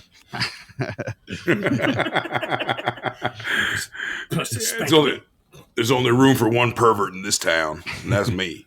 I'm a flash you hard. All right. Have you got another one, or do you want me to rattle one out? Yeah, I can just grab another one just to set the pace here, and then that way you don't run out. Okay. Let's see. Who to choose? You might have heard of this person, Jeffrey Lionel Dahmer. Jeffrey Dahmer. You heard of this person? No. Yeah, he's a good guy. You don't know who He's Jeffrey a good guy. Dahmer is. You know Jeffrey Dahmer. Misunderstood more than anything, I believe. Jeffrey Dahmer, the serial killer. That's right. Jeffrey Lionel Dahmer. He's a serial rapist of males who had a strong attraction to dead bodies. He dismembered and cannibalized his victims. Now we're going to take a little turn here. I know it was all sex before. It's all fun and games when it's shit and scat. But check this out. He dismembered and cannibalized his victims. Beginning at age 18, Dahmer picked up young men for sex and killed them to prevent them from leaving, which is, incidentally, I can't blame him because I have abandonment issues myself. I get that. He chose most of his victims at gay bars, unlike me. He was caught after a 14-year-old victim escaped from the apartment. Dahmer was convicted of 15 murders and sent to prison, where he was murdered in 1994. So I guess his fellow compatriots over at the prison weren't feeling him. Yeah, they weren't really. You said unlike you, he picked you up at a straight bar then? He picked me up at a straight bar. Oh, okay. Just making that clear. I was not at Uncle Charlie's. Okay. But that's what he would do. He'd troll around the gay circuit, and he'd grab some young guys, take them back. You know, the cannibalism part. Yikes! That's a bit much. We hadn't touched upon cannibalism yet this morning. I know it's only like 8 o'clock. It's nearly my midnight. I'm starving, so let's get into the cannibalism too. Oh, fuck yeah. So get my KY jelly. Maybe the guy said, "Eat me," and he's like, "All right, eat my ass." Okay, let me get a saw. Oh, that's. I'll get a. Excuse me. There you go. There was a guy in Germany that he paid another guy to eat him while he was alive. He numbed him from the waist down and paid the guy to eat his legs till he died. Fascinating. And Germany couldn't prosecute the guy because there's no law against that. There is now, but there wasn't at the time. So I wonder how many times he came. You think he had a good time? Well, I mean, hopefully not. Apparently, he got it to his waist and he said, "I'm having a ball." I'm having a fucking ball. Which brings us right back to the Baldo, ladies and gentlemen. Do you want to fuck somebody with your fucking sack? Baldo's for you. Yeah. Order now, but there's more. Order one, now you get 2 Baldos. For the price of one. Mm-hmm. Okay. I don't know if I cut someone off. Go for it, Rock. You want me? Not at all. Okay. All right. Yeah, go for it. Go to me. All right. Next, I've got... I can't believe we keep going through these. I've got Charles Lindbergh. He was the heroic aviator who flew across the Atlantic alone in a tiny plane. He was also one of the few people of his time to have 4 families. Lindbergh had 3 separate secret families and fathered a total of 7 children among them. 2 of his wives were sisters, and the third was a secretary. Some of his offspring only knew him by a fake name. So he was hiding these families to each other as well. So somehow he's got 2 sisters who not talk about him. He's obviously given a fake name like, I can't wait to meet your husband. What's his name? His name was Bob. What was yours? Yeah, his name was George. And it was the same guy, you know? Bob. Yeah, and it was hiding it from his family. So the tangled love life of Charles had been revealed by his 3 illegitimate children whose existence had been kept a secret for almost 20 years.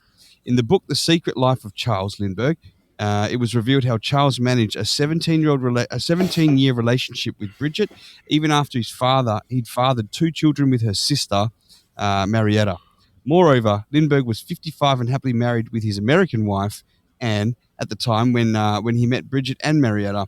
The sisters were friends of Charles's secretary, Valeska, with whom he had already a relationship with. Even though his illegitimate children didn't know the reality about their father, not even his real name, they said that Charles was very caring and also made sure that they had a good day whenever he visited them. So there you go. Whenever he visited them, every second Thursday, every third year. I mean, come on. So Charles, first of all, you blew my mind because in all my research, I didn't see Charles Lindbergh coming up at all. Okay. He had. So tell me again, Rock. He had how many families? How many different families? 4 families, 7 children between them. So he had his American wife, simultaneous, 2 sisters, and then a secretary. I'm not sure whose secretary that was. Somebody's secretary. Yeah, it was one of their secretaries, his or it must have been his. So what gets me the most on that one is that the sisters didn't even realize they had to be living in the same town, right? So their kids are cousins and brothers and sisters, right? And they don't know. And they don't know. Yeah. Well, see, one's like, oh, my dad works away, and the other one's, my dad works away too, and like, let's get closer. My cousins were so close to, we're like brothers and sisters. Yeah. No. They don't ever come around. Dad, where are you? No offense to any of our listeners in Kentucky or Alabama. We're not talking about your family. No. But if the shoe fits. Even if it doesn't, jam your foot in there. Jam it in there, Cinderella. You'll be fine. Thank you. Let me, you want to toss it back to me? You all done with Tony over there? Man, yep. Yeah. Let's go. Let's do it. I like to go a little dark. You know me. So I had to, couldn't see it in you. Take the plunge from, we start talking about bestiality at like 6:30 in the morning. We're good. So Gary Michael Heidnik. Stop me if you've heard this before. No. I know all about that guy. Yeah. All about him? I even wrote a song about him. Yeah. There was a band from New Jersey called Heidnik Stew back in the day. Really? Yes, there was a punk rock band from New Jersey. Get the fuck out. That's actually you would have to know who this guy is to even get that. Yep. That's incredible. So apparently his reputation precedes him because odd behavior was clearly ingrained in this man who glued money to the walls of his home. Yes, he did. He wanted a large family and devised. This guy's a genius. Let me stop right here. This guy's a fucking thinker. Okay, he was a millionaire too. Okay. He's a free thinker. Listen to this. Listen to this plan. It goes off without a hitch. Okay. He wanted a large family and devised a plan to kidnap, rape, and impregnate 10 women so that he could achieve his dream. As he kidnapped each of the 5 women, he chained them securely in the basement, intermittently torturing one in between rapes. He fed the women scraps, dog food, and even remains of one of the other women he had killed. Heidnik was executed in July of '99 in Pittsburgh, Pennsylvania. So, wow, what a think! I mean, this guy's a real fucking space cadet, dude. He was from Philadelphia, Pennsylvania, I believe. Dude, this guy said, I want a big family. I'm not going to be a Mormon or just meet a woman who has large breeding hips. What I'm going to do is I'm going to capture, rape, torture, and impregnate all these women so they can have 25 of my children. That seems more who had to cut his drain pipes open for the police. The police actually removed the drain pipes out of his house to look for bone fragments and things like that. Oh, really? Wow. Yeah, that's incredible that you have like firsthand knowledge. That's awesome. Yeah. I mean, it's not awesome. But he was selling a Cadillac. He had this coffee-colored Cadillac with his name monogrammed under the window. I was going to buy it. You're kidding me. Yeah. No, I'm not kidding you. I'm serious. Yeah. He had I know because you're not laughing. That's one crazy. In his house was completely wallpapered in like $100 bills. Like this dude was. I don't know why anyone would do that, but he did it. Yeah. He actually had dug a sub basement, and he would keep girls underneath of there, and he'd have like a hatch that he'd lock. I believe the one girl tricked him into letting him let her out to go get cigarettes. She pretended like she loved him and she was going to come back, and she went to get cigarettes and never came home. Isn't that the story of my life, right? What a bitch! Yours too? Sorry. I'm just kidding. Love you, Dad. Eventually. No, but like it sounds like you didn't think that out properly, right? I'll capture 10 women, and I'll have a family. He gets his 10 women, 5 of them. Where am I going to put them? We'll put them in the basement. Okay, let's have sex. I can't help torture them in between. How am I going to feed them? Let's kill her and feed her to the rest. No, it's a bit fucked Dog up. food, Dog food. whatever we got. Yeah. I believe when the police kicked his door, he had somebody's skull boiling on the stove. Holy shit! He had people, parts of the other women in the freezer. Now let's just stop there. All right, thanks a lot, everybody. Good night. Good night, everybody. Have a great day. Enjoy church. If you're in prison and you want to freak out the fucking other inmates, right? Maybe you'd cut a head off and say, like, hold it up and say, don't fuck with me, right? This is behind closed doors. He's there. The police kick his door and he's just there like, oh, welcome in. I'm just cooking a whole head stew right now. Like, it's just so fucking twisted, you know? Yeah. Holy This is where the good meat's in the cheeks. We got to get the cheek meat. Well, see, I think the best girls part of the body. died from malnutrition. They were chained in his basement, and he would feed them dog food, and he would like put screwdrivers in their ears and things just to torture them. And he was just a sick, weirdo guy. But he'd go to work every day. How can nobody pick up on that, you know? Like, how can nobody not pick up that he's been a murderer, but pick up that he's fucking weird, like weird enough that he should be watched? Someone can't walk around society that normal, right? There's another weirdo that I sent AC a link to. His name was Eddie Savitz. They call him Uncle Eddie or Fast Eddie or Dr. Feelgood. He would get the young boys in the neighborhood. He'd pay them for like their shitty underwear or their old shoes. Come on now. Where they would spoon feed him with he had this wooden spoon. He wanted people to spoon feed him shit, and he'd pay them money. I knew a guy that actually sold him his sneakers. He's like, hey, he gave me like $100 for my old tennis shoes, and he just wanted to smell them. What the fuck? He said he would, hey kid, come here, and you take him in the alley, and he'd get on his knees and he'd say, give me your foot. And he'd sniff his foot and he'd give the kid $20. No. But he used to buy. How do you get? He'd pay kids to shit in their pants and then sell them his underwear. Yeah, how do you get like that? That's a good question, AC. How do you get like that? He's the son of a Jewish Russian immigrants. Uncle Eddie and Uncle Eddie Savitz, West Philadelphia High School. Born and raised on the playground is where I paid kids to shit in my face. You go down, relaxing, all cool, and some shit ball outside of school. We got 2 messages with some really hot shoes. Started making doo-doo in my neighborhood. We got 2 from Joey. One's probably a little older. One little pint. My mom got scared. Here we go. She said, I'm sending you to Uncle Eddie Savitz over there. Never mind. Sorry. We just did the whole Fresh Prince. All right, I'm hitting this. Yeah, I was about to say, that sounds familiar. My dad always used to say to me, hey, listen, I brought you in this world. I'll take you out, Jack. Shit, I might go to the store for some cigarettes and never come back. Probably because, right, like, what's what you always hear from people when they talk about this shit? Like, oh, I don't know. I had no idea he kept to himself, because they keep to themselves. They know that they can't have conversations normally with people because they will, get busted. So there's somebody that does that cannot have. You could probably tell something is really weird about him, just by normal conversation. Sure, they've got to be weirded out like that, Totally. Well, here's how we can figure it out, everybody. If you have neighbors on the left or the right, or one behind you, or one across the street, if not one of those is weird, you're the weirdo. That's how you tell. Statistically, you're it. You're it. You're the guy. Neighbor, yeah. So they think you're the weirdo. You're the scat. You're the scat neighbor. I'm pretty sure Paul Votto's the scat neighbor. I think he just dipped. He might be leaving a message, or he's dipped. He was caught on camera photocopying his ass, and they put it on TV as a commercial. That's right. That is truth. That is truth. And we do have. You made it, Paul. You finally made it. We do have a message from Gary. It says, definitely they're quiet and sit at Starbucks hoping for someone to see their ball do. Oh, that might be an old message. That might be from the ball thing a while ago. But for sure, I guess the guy's just waiting to get some kind of a reaction out of women, so he can say, "Hey, do you want to play with my Play-Doh balls somewhere?" So I'll feed you some. I mean, that's the end game, I imagine. Again, these people don't think things through. I don't think if you just peel the onion back a couple times, you can realize that the next layer you're not going to be able to recover, get it done. Yeah. Right? Yeah, it's not going to happen. We have a message from Paul. Chair with a hole in it. Oh, sorry, a little quiet there. I don't mean to be cutting you off there, dude. Oh no, I said it looks like a beanbag chair with like half. A pink one. All right, we got a message from Paul. Wow, that is amazing. I had no idea that I could get paid for my shitty underwear. So basically, I'm sitting on a gold mine. You might want to take a shower and get changed, Paul. Take a look down there right now. You could be sitting on a bunch of money. Call JG Wentworth.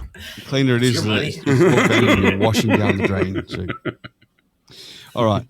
Hey, I had a little bit more on Savitz, the person that Elvis had talked about. I just want to elaborate on that guy because I don't think he's one of the better ones on the list so far. So let me share this. Looks like he also enjoyed slamming his penis into doors. Yeah. He would offer teenage boys money, concert tickets, football tickets, their soiled underwear, various sexual acts, including oral and anal sex, slamming his penis in a door, penis sword fights, urinating on him, vomiting in his mouth, defecating in his mouth, and through a potty chair. So he had a baby potty chair, like one of those where you train your child to. For those non-parents, there's a small toilet-looking thing, and I guess he would fit his little ass on there, and then he would slide under like a car mechanic and just wait for the deposit. Yeah, I heard that he had a hole cut in his coffee table in his living room. Wonderful. Wonderful. So, man, it's. I mean, look, let's say all that shit's fucked up, what you just said, but starting like throwing up in your mouth and like eating shit. I mean.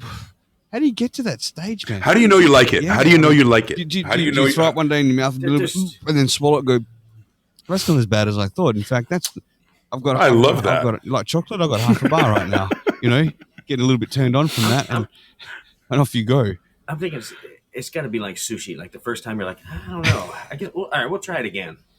But there's got to be There's no way you're like, this is it. Yeah, I've made it. The pinnacle of sex. Woohoo! How do you know you like it? Like, because you have like you can do like motocross. You know those guys that like throw themselves off of huge ramps in motocross, and you're thinking, how did they even know they could do that to do it the first time? Because if you fall once wrong, you die, and the bike falls on top of you. What was that like? Was the first time where you're like discovering yourself and whatever, and you go down and you like take a big old swipe out of like a freshly shat butt, and you're like. This is Say, awesome. I love this. What's going on? It's got to start with people who reuse their coffee grounds. You ever meet those people? Just don't eat over their house. I'm telling you. My God, I can get used to this. Like, hey, remember that steak we had last weekend? I made stew this week. You want to come over? No, just say no. Stop hanging out with that person because eventually they're going to get you to shit in their mouth. Oh man, that's right. It's a gateway to that. I'm afraid of that. The gateway fecal matter opening to just a whole dirty fucking dark world of deviousness. The road less traveled. Yep. All right, we got a message from Paul Vardo for that. Here we go. Ladies and gentlemen, that's actually called a hot Carl when you defecate in someone's mouth and they enjoy it. Now, of course, if you've had Mexican food, then it is called a hot Carlos. That's right. Now, if, you can kind of cheat a little bit and use it saran wrap and poop in the saran wrap in someone's mouth, and that's called a vegetarian. That's called something else. So please enjoy. These and many other romantic moves are included in the updated Vato Sutra / also known as the Kama Sucia, which means the filthy bed, Spanish. Available very soon for purchase. You killed me with that one. I do have to say, I call that something else, though. When you line the mouth with saran wrap and shit in it, it's called a glass-bottom boat. Glass-bottom boat. All right, we've got one more from Joey Butts here. What if it was like, passed down to generation? Oh, kids. All right, everybody. I'm trying to eat dinner here. My turd's burnt. Shut up and eat your turd, gosh damn it, Al. Finish your turd or you won't have any pudding. Guess you got a drunk uncle who's making dessert right now. Okay. Oh, my God. Yeah. Was there more on this guy? The world may never know. Oh, my God. No. I'm all done with this guy. I don't think I want to know anything else about him. He was eventually murdered, and he's away. The bad man's gone now. Thank God. He's gone. Well, at least he was paying people for it, and he wasn't doing it like against their will. He's like, hey, kid, how'd you like to make a few bucks? Capitalism. Did you have a big breakfast? I'll wait. He's like Hansel and Gretel, like, let's fatten you up a bit. Let's get a big old steamer going, and then I want to date you. See, he could have made a killing if he just had like a food truck that sold like slightly tainted taco meat. You know, he'd have been like, step right up and then come on over to my porta potty. Don't mind me. He could have had a great business going. He could be like, I'll deliver it, and then where'd the delivery guy go? I don't know. He went in, but he never came out. I guess it's fine. Just use it. It's fine. Just use it. He comes bobbing up like out of that blue water. Hey. That leads me to another question about this, and I'd like to stop talking about shit for once. But if you're a scat person and you enjoy that shit, right? Literally, are you zippity bop? Are you gonna go bop? But life goes on without me.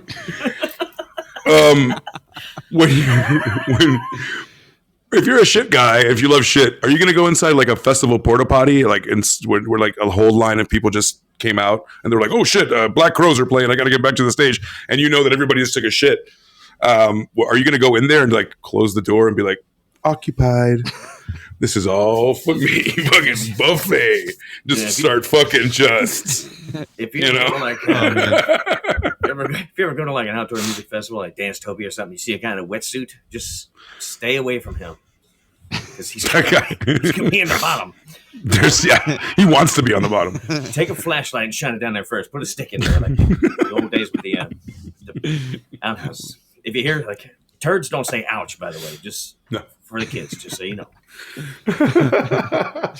All right, we got a message from Joey. Here we go. Oh, honey, the Finkelsteins are here. Hi, everybody, come on in. Everybody, help yourselves to drink something to drink. Hey, Bob, how's it going? Beer's in the fridge. How you like your turd? Did they say the Finkelsteins are here? Finkelsteins. You said it quick, but I'm pretty sure I heard the Finkelsteins. Thanks for that, Joey. They're Jewish. They're cool. They're just Jewish. They're cool. It's not like they're not weird. All right. I have one more. I don't know if how many do you have? Go for it. Go for it. I got a couple things after that. Yeah, go for it. I'll do my last one here. This one is this is Charlie Chaplin. We all know Charlie Chaplin, right? So. Oh yeah. Okay, legend. Let me read this out. Charlie Chaplin is one of the most instantly recognizable film stars of all time. Behind closed doors, he organized orgies with filmmakers Louis Bunnell and sexually harassed women. He would make the actresses who came for an audition to undress and would fondle their breasts in an exaggerated silent movie acting manner. Charlie Chaplin was one of the first artists to institutionalize the couch as an official mode of selection for acting.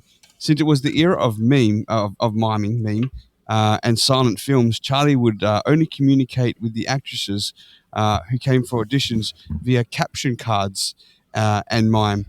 This is so you'd be holding up caption cards. Brilliant. Okay, so brilliant. It is, isn't it?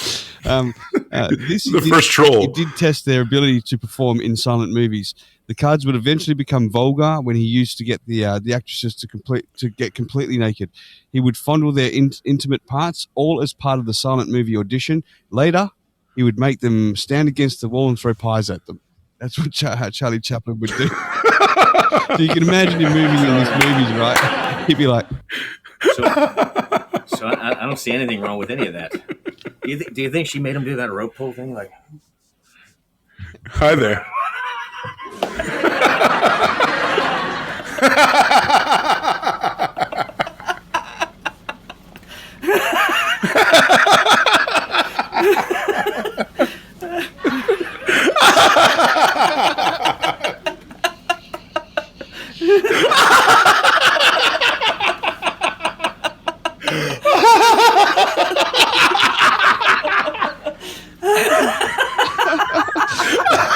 She has to be watching the movie.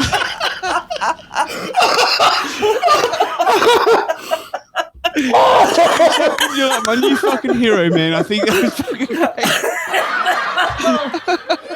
Oh my god. For our audio audience, I'm so sorry. Please join Fireside. Oh god. Only on Fireside, ladies and gentlemen. He didn't tell us you that was a Fireside exclusive. Oh my lord, my chest hurts. Why are you I love the fact that we don't rehearse a thing. This is the best part. The best part. Oh my gosh, show that one again. Show the last one again. Do you like pies?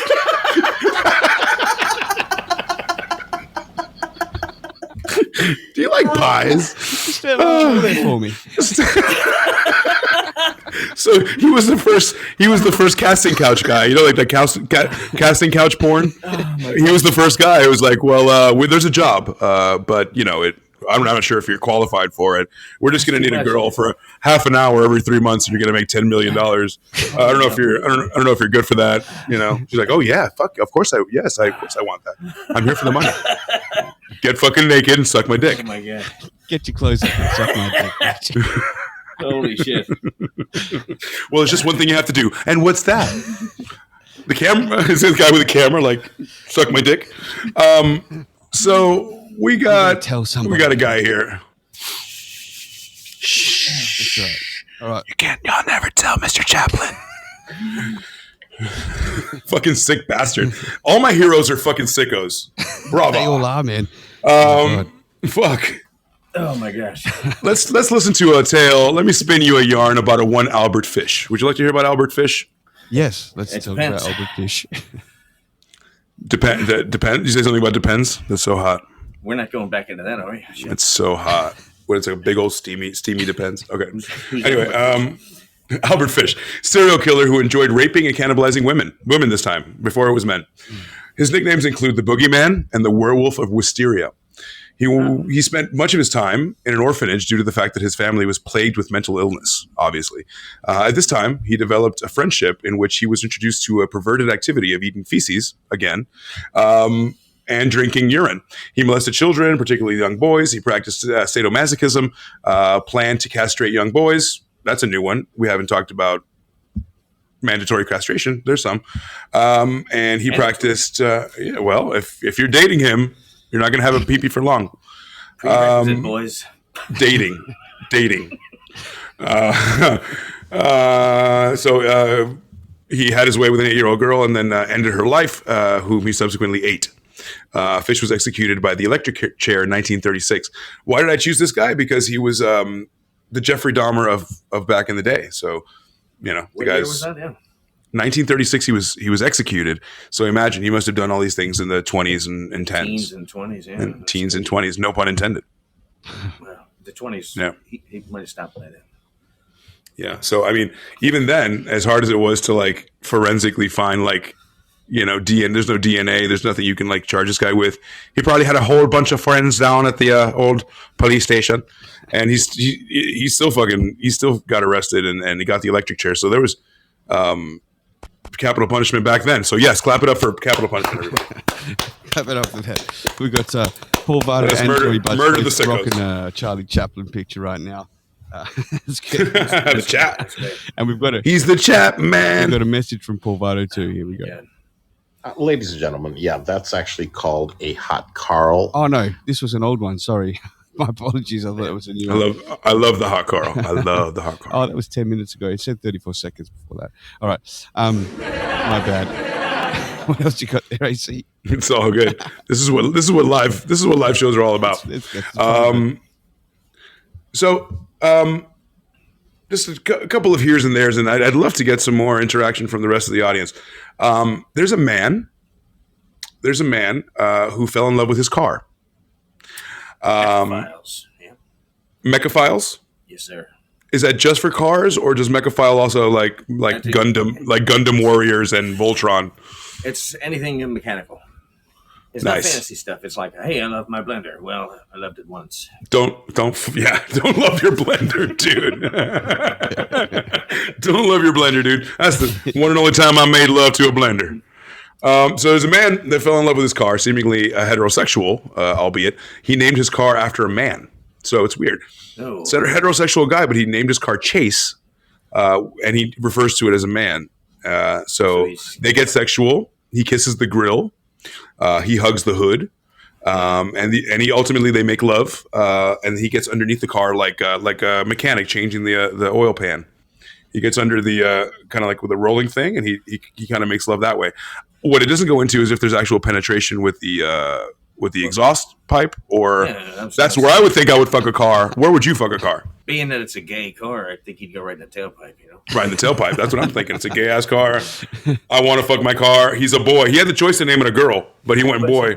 It's a gay car. Was it like a Prius or like a Geo Metro or something? It was like a 1993 like Pontiac Bonneville.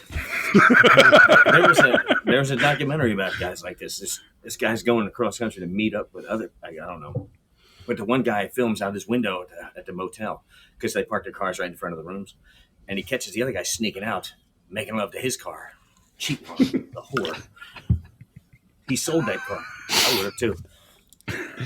The fuck out of here, bitch. You all right, AC? Almost choked on my shit. I thought it was... Stop being so goddamn funny. I almost died, bro. I had to check my shit because I was like, goddamn. You're right on cue with that. There's that documentary actually exists, and a friend of mine sent me a clip of it. He goes, hey, just fast forward to 12 minutes, 11 seconds. And I did, and the guy in the video was wearing my friend's band shirt. Oh God! It's like that's God, man. That's beautiful product placement. Holy shit! Yeah. So if you find that video and you find that guy driving that Camaro, you know what band that is. You'll see it. I'm not going to say it because it's a shame. It's a machine, everybody. My favorite band. Tom Morello's on this app, isn't he? He's got a show. If that's the case, I love you, Tom Morello. Thank you for teaching Adam Jones how to play guitar. The guitars from Tool. I appreciate that. Tom Morello. Yeah, he's on this app. He's a fireside. Yeah. I'm glad to do whatever Tom Morello's doing it on any level. I'm a huge fan. I saw you back in 1994, bro. You were the best ever.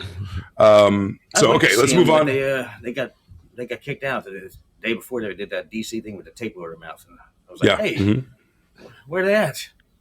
Back when being against the government was cool.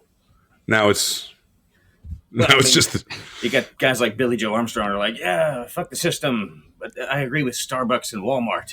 Right. Exactly. You're rebellious. You guys keep it up. You got John Cena. You can't see John me. Cena, literally speaking. Off, That's right. Right. Yeah, take that. All right. You commie fucks. Anyway, let's get back to sex. That's what people are here for. Not communism. We're here for sex. The next person on the list is someone in the religious sector, albeit I believe that this person is a charlatan, but I'm allowed to have that opinion. People died for that. Joseph Smith, the founder of the Mormon Church. Not much on him, aside from being a Mormon and everything that entails, and the Latter-day Saints and that kind of scam.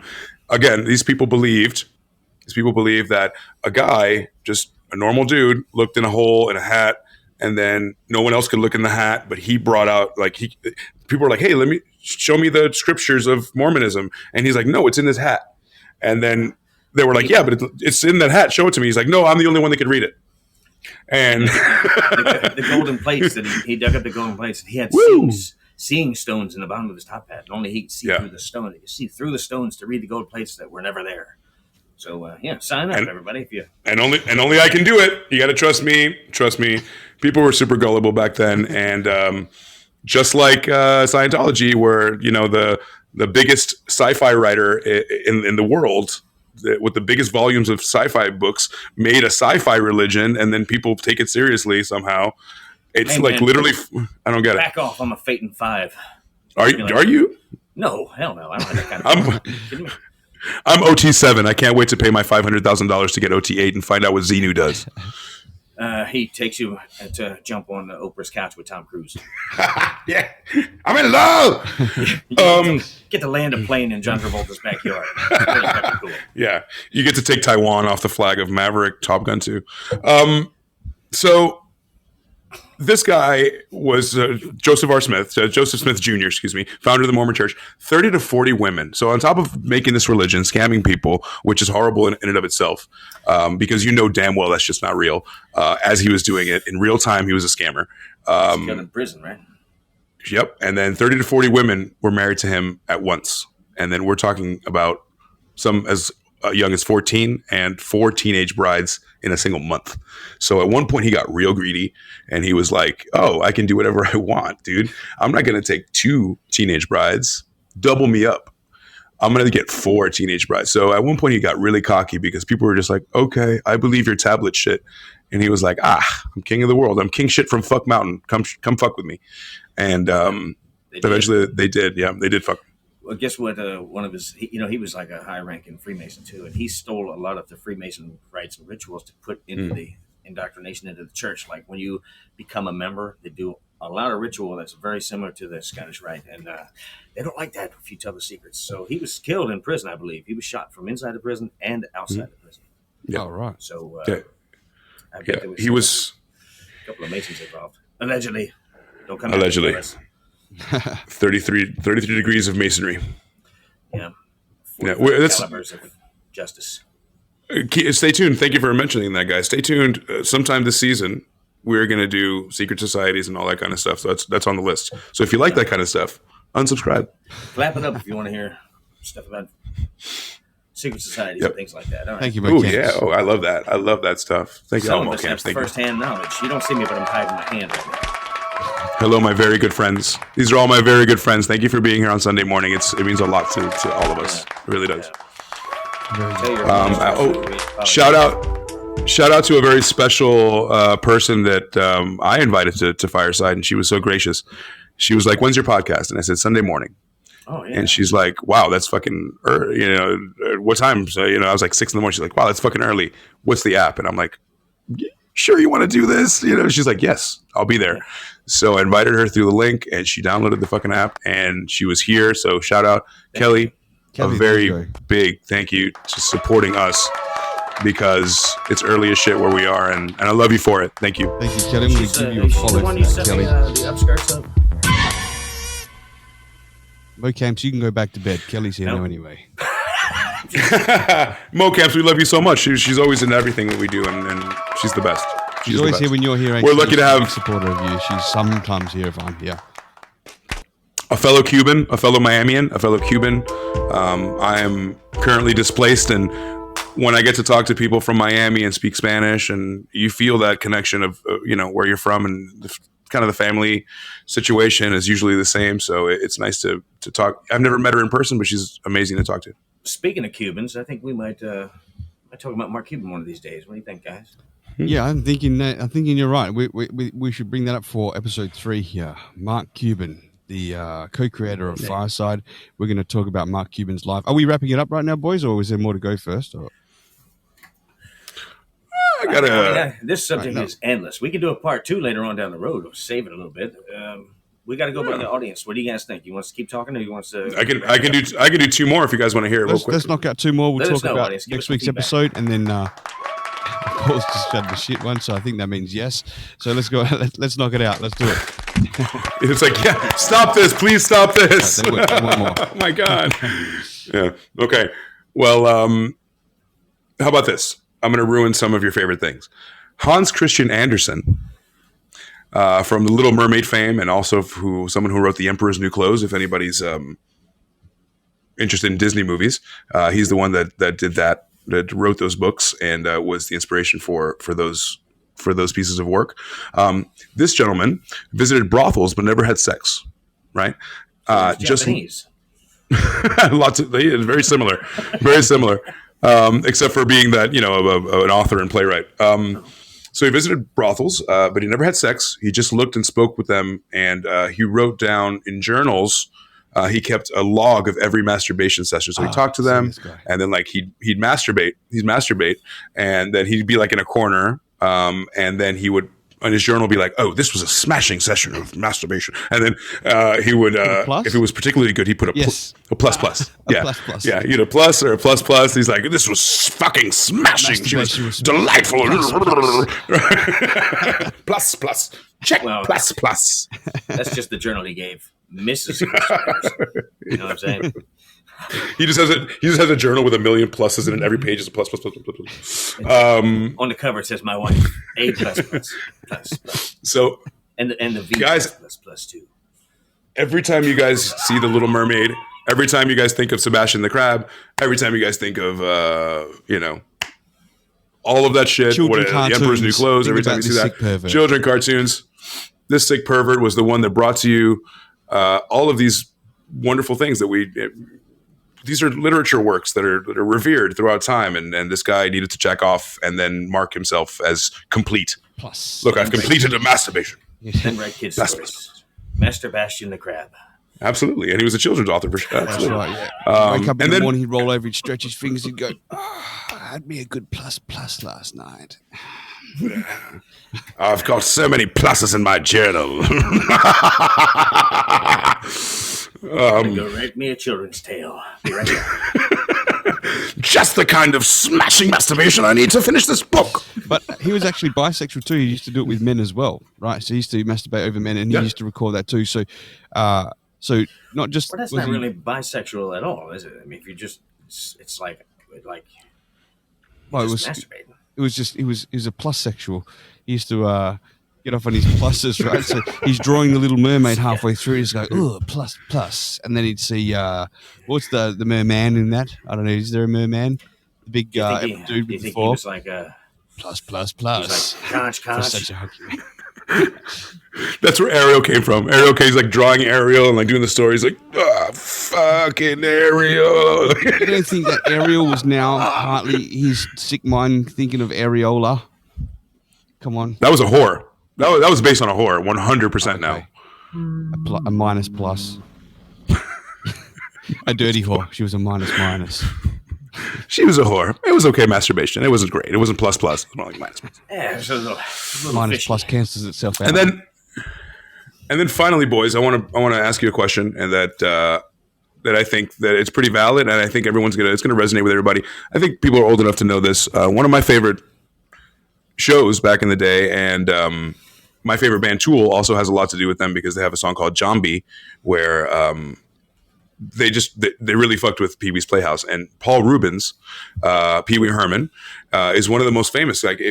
He was almost tainted, and I bring this up because he was almost crucified for this at a time where we didn't know a lot about it, right? And then he was like a children's guy too, that had a children's show, but at the same time, it was almost like a setup, right? Because Paul Rubens, is he a pervert because he was caught masturbating in a movie theater that showed porn? And how was that so bad compared to these other people we've talked about? And then it's almost like a setup. Why were the police staking that particular movie theater out? Because they knew he went right. there. Correct. And I've done deep dives into that because I like the guy. I wanted to defend him. I love the guy. It's just a setup. Just like when he bought that art, he bought this. He was a collector of vintage art. He bought a whole lot at an auction house. If anybody's never been to an auction house, you don't get to rifle through all the shit. You just go, It's a lot of old paintings, or it's old books or old comic books, and it's pretty much a gamble. You're like, I'll bid on it, not knowing really what's in it. And there was a photograph of a young boy, 17 or 18 or 19 was the conclusion. He was between those ages, 17 and 19. Some kid, there's a photo from years ago, and that was in the art collection. And they tried to cite him with child pornography, but he didn't go to jail. He had a $150 fine that he had to pay for indecent material or something. Now, this is in Florida, right? This was in, I think it was California. Yeah, but so that's not child pornography. No, that's a guy buying a lot of paintings, and they went through it, and they were like, "This is inappropriate."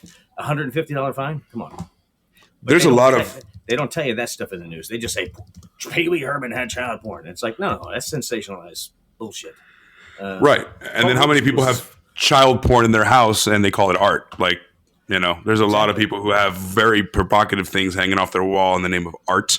where to you're any any other museum. day of the week you're like, fuck that. Go to any museum and see paintings of cherubs. Those fat little kids. They're always naked. Why is Always. that not pornography? See, They're that's fat. weird. It's a weird line. If you're not getting off on it, it's not pornography. Exactly. And who are we to know what happens behind closed doors? So that's why these lines are blurred. Well, we just talked about a whole bunch of people that like people selling the dirty underwear and stuff. That's pornographic. Perverted. Makes you sexually excited to some people. So you can't just say that here's pornography and here's not, because there's a lot of butt stuff in the Bible. I didn't know that. Some people get off on animals.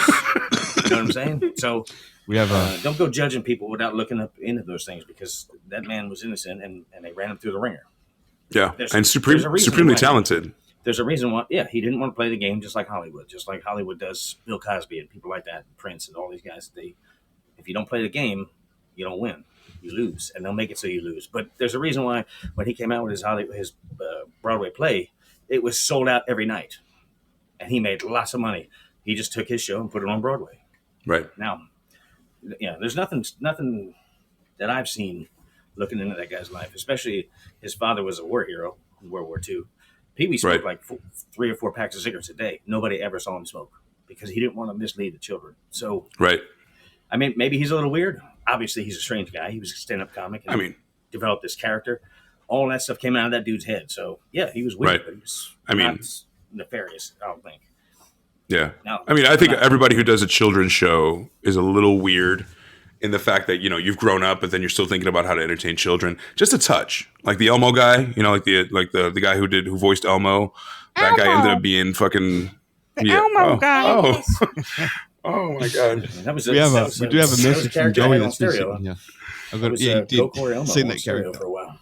I saw it. Really? Yes, it was. Here we go. We're going to play this I used message. to try to get from people Joey. to meet me at the Ramada Inn near the airport. No, right. And for what it was, Paul Rubens was like, he was part of like a comedy. He was fucking with Cheech and Chong. Like he was in the movie Nice Dreams. I don't know if you've ever seen it. When they get locked up in the asylum. Oh yeah. Paul Rubens like, I'm sorry, I took the money. I'm sorry. Dude, he was a part of a comedy troupe, and then he would always, like the story of how he came up with Pee-wee's Playhouse is like funny because it was for adults too, But anyway, originally, the stage show was pretty he was racy. in the he was in the theater, where dudes. I can only imagine the fucking disgustingness of dudes, in there besides him. But his career was over, dude, for a long fucking time. There you go. Well, if you guys are ever on the cesspool shithole of the Serial app and you come across a Pee-wee Hermaphrodite, I'm not saying that's me, but I'm not saying it's not me. Pee-wee Hermaphrodite. Yeah, Give it up for Pee-wee Hermaphrodite guy. Give it up to Pee-wee Hermaphrodite. Give it a follow. He goes both Clap it ways. up. Clap it up. All right, guys. So was there anything to add to that, or are we starting to wrap it up now? No, I think our conclusions as far as what we learned, I know that it's been two heavy topics back to back with the medieval times and now this sexual deviancy. But I think, once again, we did a good job of learning along with getting some dynamic, stuff from the audience and they were interactive. So that's fantastic. We're looking for more of that. And we're looking to entertain you with these topics. We have a good pool to choose from, but we want to make sure we give it to you in the right timing. And hopefully we can do this again for you next week and better every time. Absolutely. Just be careful So out there, everybody. give it a plug, Elvis. Next week, what are we going to do? Who are we going to do? Well, any single ladies out there, you can hit me up on IG. We'll talk about no, seriously. You know what? I don't know. Maybe we should poll the audience. Maybe we should have an Instagram and let people vote. We should do. Absolutely. We'll put up 2 or 3 topics and For let sure. them vote and see what they want us to talk about. So maybe we can do We'll that. pop up three topics online. Visit Rocstedi. What's the plug the Instagram there? So people _Rocstedi. can Yeah, leave I'll make messages a look. I think one of the subjects I want to talk about as well would have been Mark Cuban. So I'll put that up with a couple other subjects, and we'll let That's a good the one. listeners vote, and they can choose one out of 2 or 3 subjects that are put up there. We do have a message before I go on from Joey Butts. Let's see what that's got to say. So I want to thank you guys again. What a fucking terrific show. How you went about it. You brought information to the table, made it funny, made it likable, made me able to understand. I have a new appreciation for sexual deviancy. But did you come? Did you come? That's what we're really here for. Yeah, you can find us at shotguncandy_podcast, shotguncandy_podcast on Instagram, and that's how you can send us some messages as far as what you'd like to hear us talk about. We'll definitely take them into consideration because we do this all for you anyway. So please absolutely do that. If you can go to shotgun_candy. Leave the messages there for the week.